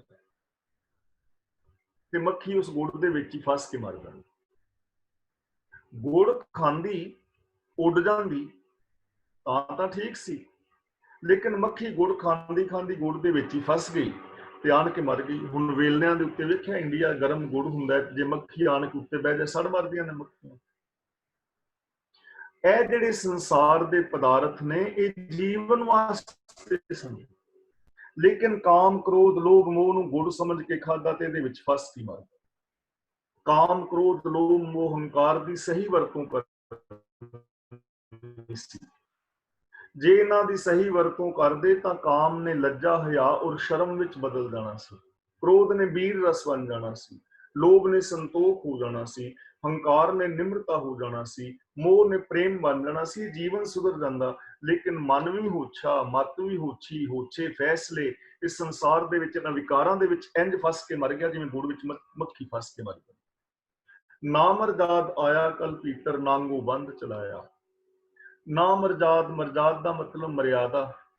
ਨਾ ਮਰਜ਼ਾਦਾ ਮਤਲਬ ਬੇਮਰਿਆਦਾ। ਹੁਣ ਜਗਤ ਦੇ ਅੰਦਰ ਨੰਗੇ ਰਹਿਣਾ ਮਰਿਆਦਾ ਨਹੀਂ ਨਾ, ਇਹ ਬੇਮਰਿਆਦਾ ਕੰਮ ਹੈ ਨੰਗੇ ਰਹਿਣਾ। ਤਾਂ ਗੁਰੂ ਜੀ ਕਹਿੰਦੇ ਨੇ ਜਗਤ ਦੇ ਵਿੱਚ ਮਨੁੱਖ ਨੰਗਾ ਆਇਆ, ਕੱਲ ਦਾ ਮਤਲਬ ਜੀਵਨ ਵਿੱਚ ਜੀਵਨ ਲਿਆ, ਨਾਂਗੋ ਬੰਦ ਚਲਾਇਆ ਤੇ ਨੰਗਾ ਹੀ ਚਲਾ ਗਿਆ। ਜਗਤ ਵਿੱਚ ਨੰਗਾ ਆਇਆ, ਨੰਗਾ ਚਲਾ ਗਿਆ। ਘਰ ਚੋਂ ਇਹਨੂੰ ਦੋ ਕੱਪੜੇ ਮਿਲਦੇ ਨੇ ਜਿਨ੍ਹਾਂ ਨੂੰ ਬੰਦਾ ਆਪ ਨਹੀਂ ਪਾ ਸਕਦਾ, ਇੱਕ ਪਹਿਲਾ ਔਰ ਇੱਕ ਅਖੀਰਲਾ। ਪਹਿਲਾ ਕੱਪੜਾ ਬੱਚੇ ਨੂੰ ਮਿਲਦਾ ਹੈ ਲੰਗੋਟ, ਉਹ ਵੀ ਮਾਂ ਬਾਪ ਬੰਨਦੇ ਨੇ, ਤੇ ਲੰਗੋਟ ਨੂੰ ਜੇਬ ਨਹੀਂ ਹੁੰਦੀ। ਉਹਨੇ ਕਿਹੜਾ ਬੱਚੇ ਨੇ ਪੈਸੇ ਪਾਣੇ ਨੇ, ਫੋਨ ਜਾਂ ਕਾਰਡ ਪਾਣਾ ਹੈ। ਪਹਿਲਾ ਕੱਪੜਾ ਲੰਗੋਟ ਮਾਂ ਬਾਪ ਨੇ ਬੰਨਿਆ, ਉਹਦੇ ਵਿੱਚ ਜੇਬ ਨਹੀਂ ਤੇ ਆਪ ਨਹੀਂ ਬੰਦਾ ਪਾ ਸਕਦਾ। ਤੇ ਅਖੀਰਲਾ ਕੱਪੜਾ ਮਿਲਦਾ ਹੈ ਕਫਨ, ਉਹ ਵੀ ਘਰ ਦੇ ਪਾਉਂਦੇ ਨੇ, ਉਹ ਵੀ ਨਹੀਂ ਆਪ ਪਾ ਸਕਦਾ, ਤੇ ਜੇਬ ਕਫਨ ਵਿੱਚ ਵੀ ਨਹੀਂ ਹੁੰਦੀ। ਬਾਪੂ ਨੇ ਕਿਹੜਾ ਫੋਨ ਲੈ ਕੇ ਜਾਣਾ ਹੁਣ ਉੱਤੇ, ਵੀ ਬੈਂਕ ਕਾਰਡ ਲੈ ਕੇ ਜਾਣਾ, ਕੱਖ ਵੀ ਨਹੀਂ। ਇਸ ਕਰਕੇ ਜੇਬ ਲਾਉਣ ਦੀ ਲੋੜ ਨਹੀਂ, ਕਫਨ ਵਿੱਚ ਜੇਬ ਨਹੀਂ ਹੈ। ਤਾਂ ਨੰਗਾ ਆਇਆ ਨੰਗਾ ਚਲਾ ਗਿਆ, ਭਾਵ ਖਾਲੀ ਆਉਂਦਾ ਤੇ ਖਾਲੀ ਹੱਥੀਂ ਜਾਂਦਾ, ਨਾ ਕੁਛ ਲੈ ਕੇ ਆਇਆ ਨਾ ਕੁਛ ਲੈ ਕੇ ਗਿਆ ਪਦਾਰਥ। ਪਰ ਇਸ ਦੁਨੀਆ ਦੇ ਅੰਦਰ ਆਣ ਕੇ ਜੋ ਇਹਨੇ ਜੀਵਨ ਜੀਵਿਆ, ਵੈਲਿਊ ਉਹਦੀ ਹੋਣੀ ਹੈ ਚੰਗੀ ਜਾਂ ਮਾੜੀ।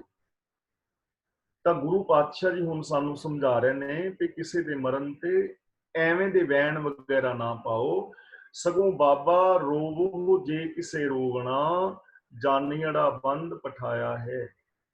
ਕਿ ਹੇ ਭਾਈ, ਜੇ ਕਿਸੇ ਨੇ ਰੋਣਾ ਹੈ ਤੇ ਰੋਵੋ। ਜੇ ਕਿਸੇ ਦੇ ਮੌਤ ਦੇ ਸੱਦੇ ਨੂੰ ਟਾਲਣ ਲਈ ਰੋਣਾ ਹੈ ਤਾਂ ਰੋ ਕੇ ਵੇਖ ਲਓ। ਜਾਨੀੜਾ ਬੰਦ ਪਠਾਇਆ ਹੈ ਦਾ ਮਤਲਬ ਜਿਹੜਾ ਪਿਆਰਾ ਸੀ ਸਾਥੀ, ਉਹਨੂੰ ਤੇ ਮੌਤ ਨੇ ਅੱਗੇ ਬੰਨ ਲਿਆ, ਰੋ ਲਓ। ਕੀ ਰੋਣ ਦੇ ਨਾਲ ਮਰਨ ਵਾਲਾ ਬੰਦਾ ਜਿੰਦਾ ਹੋ ਜਾਏਗਾ? ਕਦੀ ਨਹੀਂ। ਬਚਪਨ ਵਿੱਚ ਸਾਡੇ ਮਾਂ-ਬਾਪ ਗੁਜ਼ਰੇ, ਅਸੀਂ ਕਿੰਨਾ ਰੋਏ, ਲੇਕਿਨ ਕੀ ਰੋਣ ਦੇ ਨਾਲ ਉਹ ਜਿੰਦਾ ਹੋ ਗਏ? ਅੱਜ ਕੋਈ ਰੋ ਰਿਹਾ ਹੈ ਤੇ ਕੀ ਜਿੰਦਾ ਹੋ ਜਾਏਗਾ? ਤਾਂ ਮਤਲਬ ਕਿ ਉਹ ਰੋਣ ਦੇ ਨਾਲ ਉਸਨੇ ਜਿੰਦਾ ਨਹੀਂ ਹੋਣਾ, ਰੋਣ ਦੇ ਨਾਲ ਜਿਹੜਾ ਸਿਸਟਮ ਹੈ ਇਹਨੇ ਨਹੀਂ ਬਦਲਣਾ। ਇਸ ਲਈ ਰੋਣਾ ਜਿਹੜਾ ਹੈ ਉਹ ਨਿਰਰਥਕ ਹੈ। ਰੱਬੀ ਹੁਕਮ ਨੂੰ ਮੰਨਣ ਦੀ ਜ਼ਰੂਰਤ ਹੈ। ਬਿਨਾਂ ਸ਼ੱਕ ਤੋਂ ਕਹਿਣਾ ਸੌਖਾ ਹੈ, ਪਰ ਜਦੋਂ ਆਪਣੇ ਨਾਲ ਬੀਤਦੀ ਥੋੜਾ ਔਖਾ ਤਾਂ ਬੰਦਾ ਹੁੰਦਾ ਹੈ। ਤੇ ਔਖਾ ਤਾਂ ਹੀ ਹੁੰਦਾ ਹੈ ਅਗਿਆਨਤਾ ਵਸ, ਜਦੋਂ ਬੰਦੇ ਨੂੰ ਸਮਝ ਪੈ ਜਾਂਦੀ ਹੈ ਨਾ ਕਿ ਰੱਬੀ ਸਿਸਟਮ ਦੇ ਅੰਦਰ ਐਵੇਂ ਹੋਣਾ ਸੀ, ਤਾਂ ਬੰਦਾ ਉਸ ਚੀਜ਼ ਨੂੰ ਪ੍ਰਵਾਨ ਕਰ ਲੈਂਦਾ ਹੈ। ਅਗਲਾ ਬਚਨ ਕਰਦੇ ਨੇ, ਲਿਖਿਆੜਾ ਲੇਖ ਨਾ ਮੇਟੀਐ, ਡਰ ਹਾਕਾਰੜਾ ਆਇਆ ਹੈ। ਹਾਕਾਰ ਦਾ ਮਤਲਬ ਹਕਾਰਾ, ਸੱਦਾ, ਮੌਤ। ਡਰ ਦਾ ਮਤਲਬ ਡਰ ਤੋਂ, ਯਾਨੀ ਰੱਬੀ ਰਜ਼ਾ ਦੇ ਅੰਦਰ। ਲਿਖਿਆੜਾ ਲੇਖ, ਲਿਖਿਆ ਹੋਇਆ ਲੇਖ ਕਦੇ ਮਿਟਦਾ ਨਹੀਂ। ਹੁਣ ਇੱਥੇ ਲਿਖੇ ਲੇਖ ਦਾ ਮਤਲਬ ਕੀ ਹੈ ਜੀ? ਸਾਰੇ ਅਨਮਿਊਟ ਰਹਿੰਦੇ ਹੋਏ ਥੋੜਾ ਬੋਲੋ, ਪਤਾ ਲੱਗ ਜਾਏਗਾ। ਲਿਖਿਆ ਲੇਖ ਕੀ ਹੈ? ਨਿਯਮ, ਰਜਾ, ਸਿਸਟਮ। ਇਸ ਸਿਸਟਮ ਨੂੰ ਬਦਲਿਆ ਨਹੀਂ ਜਾ ਸਕਦਾ। ਕੀ ਮੌਤ ਵਾਲੇ ਸਿਸਟਮ ਨੂੰ ਬਦਲਿਆ ਜਾ ਸਕਦਾ? ਠੀਕ ਹੈ ਕਿ ਦਵਾਈਆਂ ਦੇ ਨਾਲ, ਜਿਵੇਂ ਜਿਵੇਂ ਦਵਾਈਆਂ ਦੀ ਖੋਜ ਹੋਈ ਹੈ, ਰੋਗਾਂ ਨੂੰ ਸਮਝਿਆ ਗਿਆ ਹੈ, ਉਹਦੇ ਨਾਲ ਜਿਹੜਾ ਹੈ ਪਰਸੈਂਟੇਜ ਵਧੀ ਹੈ, ਜੀਵਨ ਦਾ ਸਾਲ ਵਧੇ ਨੇ, औसत उम्र वधी है। पहले 30-31 साल सी, हुण 60-65 साल या इस तो उत्ते औसत उम्र हो गई है। लेकिन मौत ते फिर भी अटल है, मरना ते फिर भी पैना है। आने वाले टाइम विच हो सकता है बंदा 200, 250, 500 साल तक भी जीवे, ऐसियां दवाइयां आ जाणगियां, लेकिन मरना ते फिर भी पैना है। बाबा फरीद जी कहते हैं, जे 100 वरियां जीवना कीर्तन हो सीखे, ये तो एक अटल सच्चाई, इनू कोई मिटा नहीं सकता। ਜਿਹੜਾ ਦਰ ਦਾ ਸੱਦਾ ਹੈ ਯਾਨੀ ਮੌਤ ਹੈ, ਉਹ ਆਏਗੀ ਆਏਗੀ। ਸਿਸਟਮ ਨੂੰ, ਰੱਬੀ ਰਜ਼ਾ ਨੂੰ ਕੋਈ ਬਦਲ ਨਹੀਂ ਸਕਦਾ। ਹਕਾਰਾ ਆਇਆ ਜਾਂ ਤਿਸ ਪਾਇਆ, ਰੁੰਨੇ ਰੋਵਨ ਹਾਰੇ। ਜਦੋਂ ਰੱਬ ਨੂੰ, ਰੱਬ ਦੀ ਰਜ਼ਾ ਹੋਈ, ਚੰਗਾ ਲੱਗਾ, ਜੀਵ ਵਾਸਤੇ ਕੂਚ ਦਾ ਸੱਦਾ ਆ ਗਿਆ ਤੇ ਸੰਬੰਧੀ ਰੋਂਦੇ ਨੇ।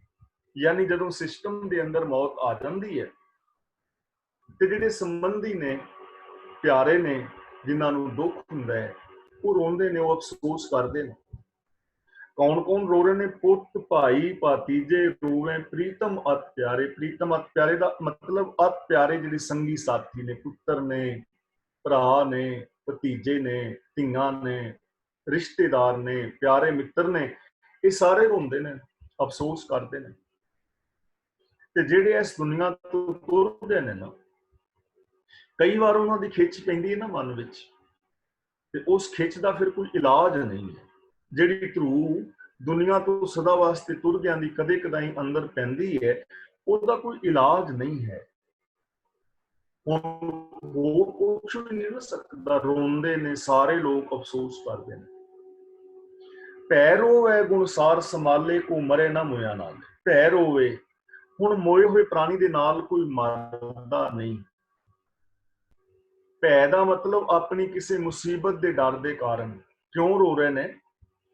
ਹੁਣ ਮੰਨ ਲਓ ਸਾਡਾ ਕੋਈ ਪਿਆਰਾ ਘਰ ਦਾ ਜੀ ਗੁਜ਼ਰ ਜਾਂਦਾ ਹੈ, ਤਾਂ ਸਾਨੂੰ ਹੁਣ ਡਰ ਹੈ ਨਾ, ਬੱਚਿਆਂ ਨੂੰ ਜੇ ਮਾਂ-ਬਾਪ ਗੁਜ਼ਰ ਜਾਣ ਤੇ ਫਿਰ ਇਹ ਡਰ ਹੁੰਦਾ ਵੀ ਕਿਹਦੇ ਆਸਰੇ ਜੀਵਾਂਗੇ। ਡਰ ਹੈ ਨਾ, ਲੋੜ। ਜੇ ਬਜ਼ੁਰਗ ਮਾਪਿਆਂ ਦਾ ਨੌਜਵਾਨ ਬੱਚਾ ਗੁਜ਼ਰ ਜਾਏ ਤੇ ਫਿਰ ਭੈ ਹੈ ਨਾ ਕਿ ਹੁਣ ਕਿਹਦੇ ਆਸਰੇ, ਲੋੜ ਥੋੜ। ਉਹਦੇ ਗੁਣਾਂ ਨੂੰ ਯਾਦ ਕਰਦੇ ਨੇ। ਗੁਣਾਂ ਦਾ ਮਤਲਬ ਉਹਦੀਆਂ ਥੋੜਾਂ ਜਿਹੜੀਆਂ ਉਹਦੀਆਂ ਲੋੜਾਂ ਹੁੰਦੀਆਂ ਨੇ, ਉਹਨਾਂ ਨੂੰ ਯਾਦ ਕਰਕੇ ਲੋਕ ਰੋਂਦੇ ਨੇ। ਭੈ ਰੋਵੇ ਗੁਣਸਾਰ ਸੰਭਾਲੇ, ਮਰੇ ਹੋਏ ਦੇ ਸੰਬੰਧੀ ਸਹਿਮ ਵਿੱਚ ਰੋਂਦੇ ਨੇ, ਤੇ ਉਹਦੇ ਸੁੱਖਾਂ ਨੂੰ ਮੁੜ ਮੁੜ ਕੇ ਚੇਤੇ ਕਰਦੇ ਨੇ ਕਿ ਉਹ ਇਹ ਕੰਮ ਕਰਦਾ ਸੀ, ਉਹਦੇ ਰਾਹੀਂ ਸਾਨੂੰ ਇਹ ਕੁਛ ਮਿਲਦਾ ਸੀ। ਪਰ ਉਹ ਮਰੇ ਨਾ ਮੋਇਆਂ ਨਾਲੇ, ਕੋਈ ਵੀ ਮੋਇਆਂ ਦੇ ਨਾਲ ਮਰਦਾ ਨਹੀਂ। ਕੋਈ ਨਹੀਂ ਮਰਦਾ ਕਿ ਇਹਦੀ ਜਗ੍ਹਾ ਤੇ ਮੈਂ ਮਰ ਜਾਵਾਂ, ਉਹਨੂੰ ਜਾਣਾ ਪੈਂਦਾ ਹੈ। ਅਗਲਾ ਬਚਨ, ਅਖੀਰਲਾ ਬਚਨ ਗੁਰੂ ਜੀ ਕਰ ਰਹੇ ਨੇ, ਨਾਨਕ ਜੁਗ ਜੁਗ ਜਾਣ ਸਿਜਾਣਾ, ਰੋਵ ਹੈ ਸੱਚ ਸੰਭਾਲੇ। ਜੁਗ ਜੁਗ ਦਾ ਮਤਲਬ ਹਰੇਕ ਯੁੱਗ ਵਿੱਚ, ਯਾਨੀ ਹਰੇਕ ਸਮੇਂ ਵਿੱਚ, ਸਦਾ ਹੀ। ਸੇ ਦਾ ਮਤਲਬ ਉਹ ਬੰਦੇ। ਜਾਣ ਸਿਜਾਣਾ ਦਾ ਮਤਲਬ ਸਿਆਣਿਆਂ ਤੋਂ ਸਿਆਣੇ। ਰੋਵੇਂ ਦਾ ਮਤਲਬ ਵੈਰਾਗ ਵਿੱਚ। ਤਾਂ ਗੁਰੂ ਪਾਤਸ਼ਾਹ ਜੀ ਬਚਨ ਕਰਦੇ ਨੇ ਕਿ ਉਹ ਬੰਦੇ ਸਦਾ ਹੀ ਮਹਾ ਸਿਆਣੇ ਹਨ। ਯੁਗ ਯੁਗ ਜਾਣ ਸਿਜਾਣਾ ਦਾ ਮਤਲਬ ਯੁਗਾਂ ਯੁਗਾਂ ਤੋਂ ਉਹ ਬੰਦੇ ਸਿਆਣੇ ਨੇ। ਰੋਵੇਂ ਸੱਚ ਸੰਭਾਲੇ, ਜਿਹੜੇ ਸੱਚ ਨੂੰ ਸੰਭਾਲਣ ਵਾਸਤੇ ਰੋਂਦੇ ਨੇ, ਭਾਵ ਯਤਨ ਕਰਦੇ ਨੇ, ਮਾਇਆ ਦੇ ਮੋਹ ਵੱਲੋਂ ਉਪਰਾਮ ਹੁੰਦੇ ਨੇ। ਸੱਚ ਸੰਭਾਲੇ ਦਾ ਮਤਲਬ ਸੱਚ ਨੂੰ ਸੰਭਾਲਦੇ ਨੇ, ਜੋ ਇਹ ਅਫਸੋਸ ਕਰਦੇ ਨੇ ਕਿ ਸਾਨੂੰ ਸੱਚ ਸੰਭਾਲਣਾ ਚਾਹੀਦਾ ਹੈ। ਜਿਹੜੇ ਇਹ ਫਿਕਰ ਕਰਦੇ ਨੇ, ਜੋ ਸੱਚ ਨੂੰ ਆਪਣੇ ਹਿਰਦੇ ਵਿੱਚ ਸੰਭਾਲਦੇ ਨੇ, ਮਨ ਬਚਨ ਕਰਮ ਕਰਕੇ ਜੋ ਸੱਚੇ ਹੁੰਦੇ ਨੇ, ਜੋ ਰੱਬ ਦੀ ਯਾਦ ਵਿੱਚ ਜੁੜਦੇ ਨੇ, ਜੋ ਰੱਬੀ ਗੁਣਾਂ ਨੂੰ ਸੰਭਾਲਦੇ ਨੇ, ਜੋ ਸਚਿਆਰ ਹੁੰਦੇ ਨੇ, ਜੁਗਾਂ ਜੁਗਾਂ ਦੇ ਅੰਦਰ ਉਹ ਲੋਕ ਸਚਿਆਰ ਨੇ, ਉਹ ਲੋਕ ਸੱਚੇ ਨੇ, ਉਹ ਲੋਕ ਸਿਆਣੇ ਨੇ। ਇਸ ਲਈ ਕਿਸੇ ਦੇ ਮਰਨ ਦੇ ਉੱਤੇ ਰੋਣਾ ਇਹ ਉਦੋਂ ਮੁੱਕ ਸਕਦਾ ਹੈ ਜਦੋਂ ਅਸੀਂ ਸਾਰੇ ਹੀ ਲੋਕ ਗੁਰੂ ਦੀ ਪਾਵਨ ਬਾਣੀ ਨੂੰ ਪੜਾਂਗੇ, ਗੁਰੂ ਦੀ ਪਾਵਨ ਬਾਣੀ ਦੇ ਨਾਲ ਅਸੀਂ ਜੁੜਾਂਗੇ, ਸਾਨੂੰ ਇਸ ਸੱਚ ਦੀ ਸਮਝ ਆਏਗੀ। ਮਨ ਬਚਨ ਕਰਮ ਕਰਕੇ ਬੰਦਾ ਸਚਿਆਰ ਹੋਵੇਗਾ, ਸਾਰੀ ਜ਼ਿੰਦਗੀ ਸਚਿਆਰ ਹੋਣ ਦੀ ਟਰਾਈ ਕਰੇਗਾ, ਤਾਂ ਸਾਡੇ ਜਿਹੜੇ ਦੁੱਖ ਨੇ ਮੁੱਕ ਜਾਣਗੇ। ਇਸ ਲਈ ਕਿਸੇ ਦੇ ਮਰਨ ਦੇ ਸਮੇਂ ਜੋ ਵੈਣ ਪਾਣੇ ਜਾਂ ਰੋਣਾ ਪਿੱਟਣਾ, ਤੇ ਇਹਦੀ ਬਜਾਏ ਜੇ ਰੱਬੀ ਗੁਣਾਂ ਨੂੰ ਵਿਚਾਰਿਆ ਜਾਏ, ਗੁਰਬਾਣੀ ਨੂੰ ਵਿਚਾਰਿਆ ਜਾਏ, ਗੁਰਬਾਣੀ ਅਨੁਸਾਰ ਜੀਵਨ ਜੀਣ ਦੀ ਪ੍ਰੇਰਨਾ ਲਈ ਔਰ ਦਿੱਤੀ ਜਾਏ, ਤਾਂ ਸਾਡੇ ਜੀਵਨ ਵਿੱਚ ਬਦਲਾਵ ਆ ਸਕਦਾ ਹੈ, ਸ਼ਾਂਤੀ ਆ ਸਕਦੀ ਹੈ, ਔਰ ਸਾਡਾ ਜੀਵਨ ਸੁਖੀ ਹੋ ਸਕਦਾ ਹੈ। ਤੇ ਦੂਜੀ ਗੱਲ, ਜੇ ਕਿਸੇ ਦੇ ਘਰ ਵਿੱਚ ਐਸੀ ਘਟਨਾ ਵਾਪਰਦੀ ਹੈ ਤਾਂ ਉਹਨਾਂ ਘਰਦਿਆਂ ਨੂੰ ਸਾਰਾ ਦਿਨ ਰਵਾਈ ਜਾਣਾ, ਤਾਂ ਇਹ ਠੀਕ ਨਹੀਂ ਹੈ। ਸੱਚੀ ਸ਼ਰਧਾਂਜਲੀ, ਸੱਚਾ ਪਿਆਰ ਇਹ ਹੁੰਦਾ ਹੈ ਕਿ ਜਿਸ ਘਰ ਦੇ ਅੰਦਰ ਇਹ ਘਟਨਾ ਵਾਪਰੀ ਹੈ, ਉਹਨੂੰ ਅਸੀਂ ਹੌਸਲਾ ਦੇਈਏ ਸੱਚੇ ਦਿਲੋਂ, ਇਮਾਨਦਾਰੀ ਦੇ ਨਾਲ, ਕਿ ਵੀਰ ਜਾਂ ਭੈਣ ਭਰਾ, ਜੋ ਕੁਛ ਵਾਪਰ ਗਿਆ ਹੈ ਇਹਨੇ ਹੁਣ ਵਾਪਸ ਨਹੀਂ ਆਉਣਾ। ਇਹ ਜਿਹੜੀ ਘਟਨਾ ਵਾਪਰੀ ਹੈ ਇਹਨੇ ਹੁਣ ਵਾਪਸ ਨਹੀਂ ਹੋਣਾ, ਇਸ ਲਈ ਹੌਸਲਾ ਕਰੋ। ਇੱਕ ਅਟਲ ਸੱਚਾਈ ਸੀ, ਅਸੀਂ ਤੁਹਾਡੇ ਨਾਲ ਹਾਂ। ਜਿਹੜੀ ਉਹਦੀ ਥੁੜ ਸੀ ਤੁਹਾਡੇ ਜਾਣ ਵਾਲੇ ਪ੍ਰਾਣੀ ਦੀ, ਉਹ ਅਸੀਂ ਪੂਰੀ ਕਰਨ ਦਾ ਯਤਨ ਕਰਾਂਗੇ। ਜੇ ਬੱਚੇ ਨੇ ਤਾਂ ਉਹਨਾਂ ਨੂੰ ਕਹੋ ਕਿ ਬੱਚਿਓ, ਤੁਹਾਨੂੰ ਅਸੀਂ ਕਿਸੇ ਕਿਸਮ ਦੀ ਥੁੜ ਨਹੀਂ ਆਉਣ ਦਿਆਂਗੇ, ਤੁਹਾਨੂੰ ਸਕੂਲ ਦੀ ਫੀਸ ਦੀ ਕਿਸੇ ਚੀਜ਼ ਦੀ ਲੋੜ ਹੈ, ਅਸੀਂ ਪੂਰੀ ਕਰਾਂਗੇ। ਜੇ ਕਿਸੇ ਬਜ਼ੁਰਗ ਦਾ ਨੌਜਵਾਨ ਬੱਚਾ ਗੁਜ਼ਰਿਆ ਹੈ ਤਾਂ ਉਹਨੂੰ ਸੱਚਾ ਹੌਸਲਾ ਦਿਓ ਕਿ ਬਜ਼ੁਰਗੋ, ਜੋ ਕੁਛ ਹੋਇਆ ਹੈ ਉਹ ਵਾਪਰ ਗਿਆ ਹੈ, ਅਸੀਂ ਤੁਹਾਡੇ ਨਾਲ ਹਾਂ, ਅਸੀਂ ਤੁਹਾਡੇ ਦੁੱਖ ਸੁੱਖ ਦੇ ਵਿੱਚ ਸਾਥੀ ਹਾਂ। ਸੱਚੀ ਸ਼ਰਧਾਂਜਲੀ, ਸੱਚਾ ਪਿਆਰ ਇਹ ਹੋਵੇਗਾ। ਜੇ ਸਮਾਜ ਦੇ ਲੋਕ ਇਸ ਢੰਗ ਦੇ ਨਾਲ ਵਿਚਰਨ ਤਾਂ ਫਿਰ ਜਿਹੜਾ ਹੈ ਸਾਡਾ ਜੀਵਨ ਸੁਧਰ ਸਕਦਾ ਹੈ। ਮੈਂ ਇੱਥੇ ਖਿਮਾ ਦਾ ਜਾਚਕ ਹਾਂ। ਅਗਲੀ ਵਿਚਾਰ ਹੁਣ ਭਾਈ ਤਰਲੋਚਨ ਸਿੰਘ ਜੀ ਨੇ ਉਹ ਕਰਨਗੇ। ਜੋ ਕੁਛ ਅੱਜ ਅਸੀਂ ਵਿਚਾਰ ਕੀਤੀ ਹੈ ਇਹਦੀ ਪ੍ਰਥਾ ਹੈ, ਜੇ ਕਿਸੇ ਵੀਰ ਭੈਣ ਦਾ ਕੋਈ ਸਵਾਲ ਹੈ ਤਾਂ ਉਹ ਸਵਾਲ ਵੀ ਕਰ ਸਕਦਾ ਹੈ, ਔਰ ਜੇ ਆਪਣੇ ਕੋਈ ਵਿਚਾਰ ਵੀਰ ਭੈਣ ਦੇਣਾ ਚਾਹੇ ਉਹ ਵੀ ਦੇ ਸਕਦਾ ਹੈ। ਫੇਸਬੁੱਕ ਦੇ ਉੱਤੇ ਜੋ ਲਾਈਵ ਮੇਰੇ ਵੀਰ ਭੈਣ ਸੁਣ ਰਹੇ ਨੇ, ਮੈਂ ਉਹਨਾਂ ਸਾਰਿਆਂ ਦਾ ਵੀ ਧੰਨਵਾਦ ਕਰਦਾ ਹਾਂ। ਹੋਈਆਂ ਭੁੱਲਾਂ ਦੀ ਖਿਮਾ, ਗੱਜ ਕੇ ਬੁਲਾਓ ਜੀ। ਵਾਹਿਗੁਰੂ ਜੀ ਕਾ ਖਾਲਸਾ, ਵਾਹਿਗੁਰੂ ਜੀ ਕੀ ਫਤਿਹ। ਵਾਹਿਗੁਰੂ ਜੀ ਕਾ ਖਾਲਸਾ, ਵਾਹਿਗੁਰੂ ਜੀ ਕੀ ਫਤਿਹ ਜੀ। ਬਹੁਤ ਬਹੁਤ ਧੰਨਵਾਦ ਗਿਆਨੀ ਜੀ ਦਾ, ਬਹੁਤ ਬਹੁਤ ਧੰਨਵਾਦ ਜੀ ਹਮੇਸ਼ਾ ਦੀ ਤਰ੍ਹਾਂ। ਤੇ ਅੱਜ ਦੀ ਜਿਹੜੀ ਵਿਆਖਿਆ ਕਥਾ ਆਪ ਜੀ ਨੇ ਅਲਾਣੀਆਂ ਬਾਰੇ ਸੁਣੀ ਲਈ ਹੈ ਜੀ। ਪਿਛਲੇ ਤਕਰੀਬਨ 5-6-7 ਦਿਨਾਂ ਤੋਂ ਇਹ ਕਥਾ ਚੱਲ ਰਹੀ ਹੈ, ਰਾਮਕਲੀ ਸੱਧ ਤੇ ਅਲਾਹਣੀਆਂ। ਉਹਦੇ ਵਿੱਚ ਜਿੰਨੀ ਵੀ ਵਿਆਖਿਆ ਹੋਈ ਹੈ ਆਪ ਸਾਰਿਆਂ ਨੇ ਸਰਵਣ ਕੀਤੀ ਆ। ਤੇ ਅੱਜ ਦੀ ਜਿਹੜੀ ਹੋਈ ਹੈ ਇਹਦੇ ਵਿੱਚ ਜੇ ਕਿਸੇ ਨੇ ਆਪਣੇ ਵਿਚਾਰ ਦੇਣੇ ਆ ਜੀ, ਉਹ ਅਨਮਿਊਟ ਹੋ ਜਾਓ ਤਾਂ ਕਿ ਤੁਸੀਂ ਆਪਣਾ ਕੋਈ ਸਵਾਲ ਜਾਂ ਆਪਣਾ ਵਿਚਾਰ ਰੱਖ ਸਕੋ।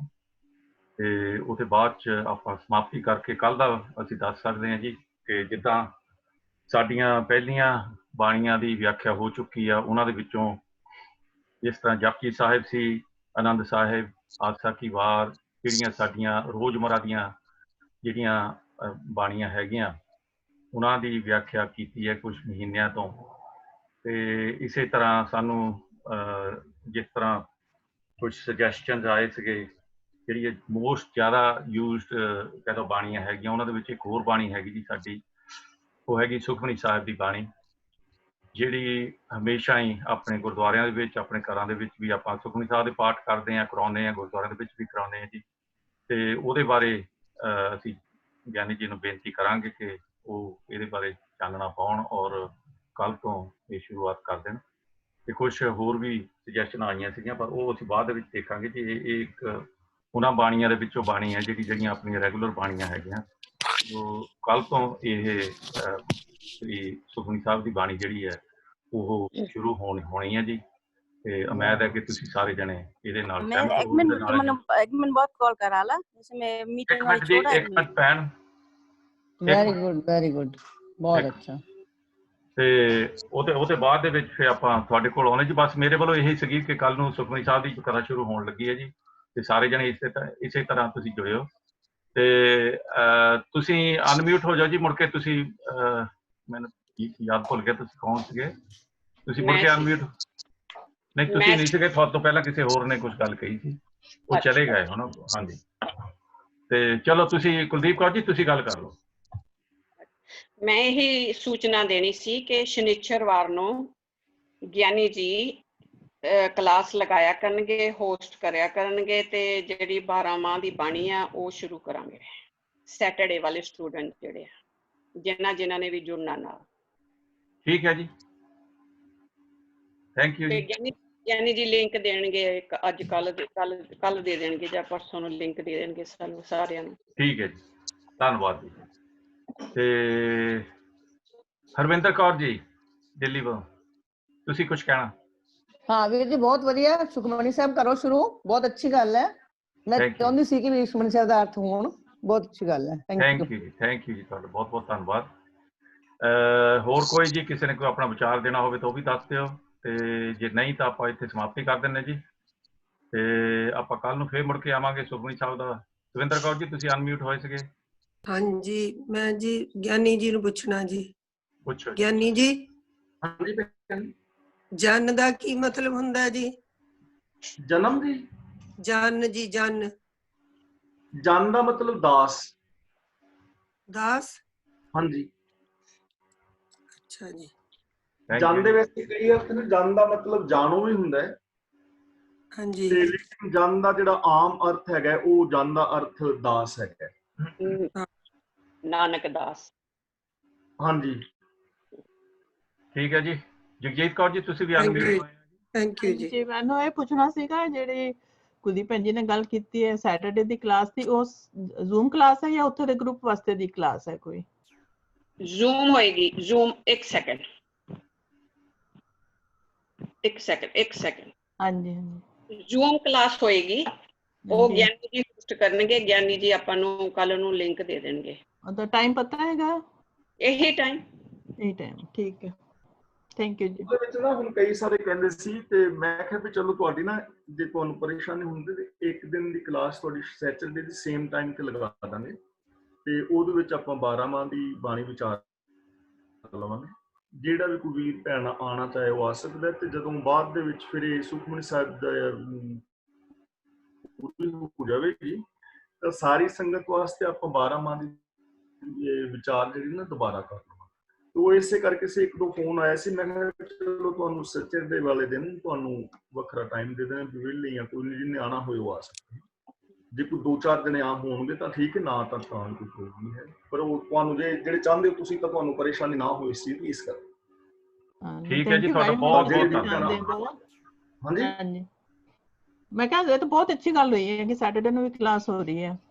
ਹਾਂ ਕੋਈ ਨਾ ਭੈਣੋ, ਤੁਹਾਡੀ ਸਾਰਿਆਂ ਦੀ ਉਹ ਨਾ ਤੁਹਾਨੂੰ ਵੀ ਨਾ ਪਰੇਸ਼ਾਨੀ ਹੋਵੇ, ਤੁਸੀਂ ਵੀ ਨਾਰਾਜ਼ ਨਾ ਹੋ ਤੇ ਬਾਕੀ ਵੀ ਨਾਰਾਜ਼ ਨਾ ਹੋਣ ਤੇ ਸਾਰੇ ਖੁਸ਼ ਰਹਿਣ। ਤੇ ਆਪਾਂ ਸੈਚਰਡੇ ਦੀ 1 ਘੰਟਾ 1.5 ਘੰਟਾ ਕਲਾਸ ਹੋਰ ਲਾ ਲਵਾਂਗੇ ਤੇ ਜਦੋਂ ਬਾਕੀ ਸੰਗਤ ਜਿਹੜੀ ਹੈ ਨਾ ਉਹ ਬਾਕੀ ਦੇ ਇਹ ਨਾ ਸਮਝਣ ਕਿ ਸਾਨੂੰ 12 ਮਾਹ ਦਾ ਸਾਨੂੰ ਨਹੀਂ ਪਤਾ ਲੱਗਣਾ, ਇਹ ਕੋਈ ਪ੍ਰੋਬਲਮ ਨਹੀਂ ਕਿਉਂਕਿ ਸੈਚਰਡੇ ਇੱਕ ਹੀ ਦਿਨ ਹੋਣੀ ਹੈ ਤੇ ਜਦੋਂ ਸੁਖਮਨੀ ਸਾਹਿਬ ਖਤਮ ਹੋ ਜਾਏਗਾ ਫਿਰ ਸਾਰੀ ਸੰਗਤ ਵਾਸਤੇ ਆਪਾਂ 12 ਮਾਹ ਫਿਰ ਸ਼ੁਰੂ ਕਰ ਲਵਾਂਗੇ। ਇਸ ਕਰਕੇ ਤੁਹਾਡੇ ਕਲਾਸ ਦੇ ਵਿੱਚੋਂ ਸਾਡਾ ਕਿਉਂਕਿ ਇੱਕ ਪਰਿਵਾਰ ਹੈ ਤੇ ਇਹਦੇ ਵਿੱਚ ਕੋਈ ਨਾਰਾਜ਼ ਨਾ ਹੋ ਕਿ ਸਾਡੀ ਗੱਲ ਨਹੀਂ ਮੰਨੀਗੀ ਜਾਂ ਸਾਡੀ, ਤੇ ਇਸ ਕਰਕੇ ਆਪਾਂ 1 ਘੰਟਾ ਇੱਕ ਵੱਖਰਾ ਲਾਵਾਂਗੇ। ਠੀਕ ਹੈ ਜੀ, ਬਹੁਤ ਬਹੁਤ ਬਹੁਤ ਧੰਨਵਾਦ ਜੀ ਗਿਆਨੀ ਜੀ, ਤੁਸੀਂ ਇਹ ਜਿਹੜਾ ਉਪਰਾਲਾ ਕੀਤਾ ਜੀ ਇਹਦੇ ਬਾਰੇ ਅਸੀਂ ਬਹੁਤ ਸ਼ੁਕਰਗੁਜ਼ਾਰ ਹਾਂ ਜੀ। ਤੇ ਉਹਨਾਂ ਸੰਗਤਾਂ ਨੂੰ ਵੀ, ਜਿੱਦਾਂ ਭੈਣ ਜਗਜੀਤ ਕੌਰ ਕੱਲ ਕਹਿੰਦੇ ਸੀਗੇ ਕਿ ਅਸੀਂ ਜੇ ਹੋ ਜਾਂਦੀ ਕਲਾਸ ਤਾਂ ਠੀਕ ਹੈ। ਭੈਣ ਜੀ ਹੁਣ ਕਲਾਸ ਹੋ ਗਈ ਆ ਤੇ ਹੋਰ ਵੀ ਜਿੰਨੇ ਨੇ ਜਿਨ੍ਹਾਂ ਨੇ ਜੁੜਨਾ ਹੋਊਗਾ ਜੀ ਉਹ ਇਹਨਾਂ ਦੇ ਨਾਲ ਜੁੜ ਸਕਦੇ ਆ। ਤੇ ਬਾਕੀ ਨੰਬਰ ਕੱਲ ਨੂੰ ਗਿਆਨੀ ਜੀ ਕਹਿੰਦੇ ਆ ਕਿ ਕੱਲ ਨੂੰ ਨੰਬਰ ਮਿਲ ਜਾਊਗਾ। ਤੁਸੀਂ ਆਪਣਾ ਜਿਹੜਾ ਇਹ ਜ਼ੂਮ ਹੈਗਾ ਇਹਨੂੰ ਮੇਰੇ ਖਿਆਲ ਚ ਹੋਰ ਤੇ ਯੂਜ਼ ਨਹੀਂ ਕਰਦੇ ਤੁਸੀਂ?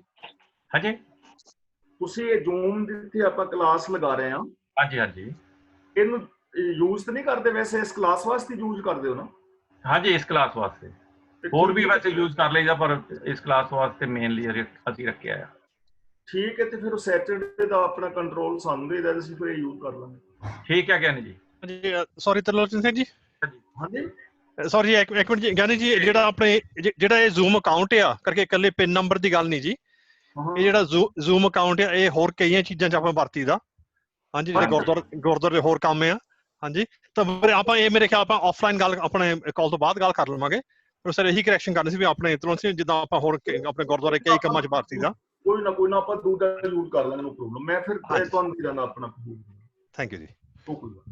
ਠੀਕ ਹੈ ਜੀ, ਕਈ ਵਾਰੀ ਕੋਈ ਟੈਕਨੀਕਲ ਗੱਲ ਮੈਨੂੰ ਨਹੀਂ ਪਤਾ ਜੀ। ਤੁਹਾਡਾ ਬਹੁਤ ਬਹੁਤ ਧੰਨਵਾਦ ਗੁਰਮੁਖ ਸਿੰਘ ਜੀ। ਟੈਕਨੀਕਲ ਕਈ ਸਾਰੇ ਹੁੰਦੇ ਨੇ, ਕੋਈ ਗੱਲ। ਹਾਂਜੀ, ਮੈਨੂੰ ਨਹੀਂ ਸੀ ਪੂਰਾ ਗਿਆਨ ਇਸ ਚੀਜ਼ ਬਾਰੇ, ਤੋਂ ਬਹੁਤ ਬਹੁਤ ਧੰਨਵਾਦ ਜੀ ਇਹਨਾਂ ਦਾ ਵੀ। ਤੇ ਆਪਾਂ ਹੁਣ ਇੱਥੇ ਫਤਿਹ ਬੁਲਾਣੇ ਜੀ, ਕੱਲ ਨੂੰ ਮੁੜ ਕੇ ਫੇਰ 2 ਵਜੇ ਆਵਾਂਗੇ ਜੀ। ਸਾਰੇ ਜਣੇ ਜੁਆਇਨ ਕਰਿਓ। ਤੇ ਹੁਣ ਸਾਡਾ ਸਮਾਪਤੀ ਆ। ਬੁਲਾਓ ਫਤਿਹ ਜੀ। ਵਾਹਿਗੁਰੂ ਜੀ ਕਾ ਖਾਲਸਾ, ਵਾਹਿਗੁਰੂ ਜੀ ਕੀ ਫਤਿਹ।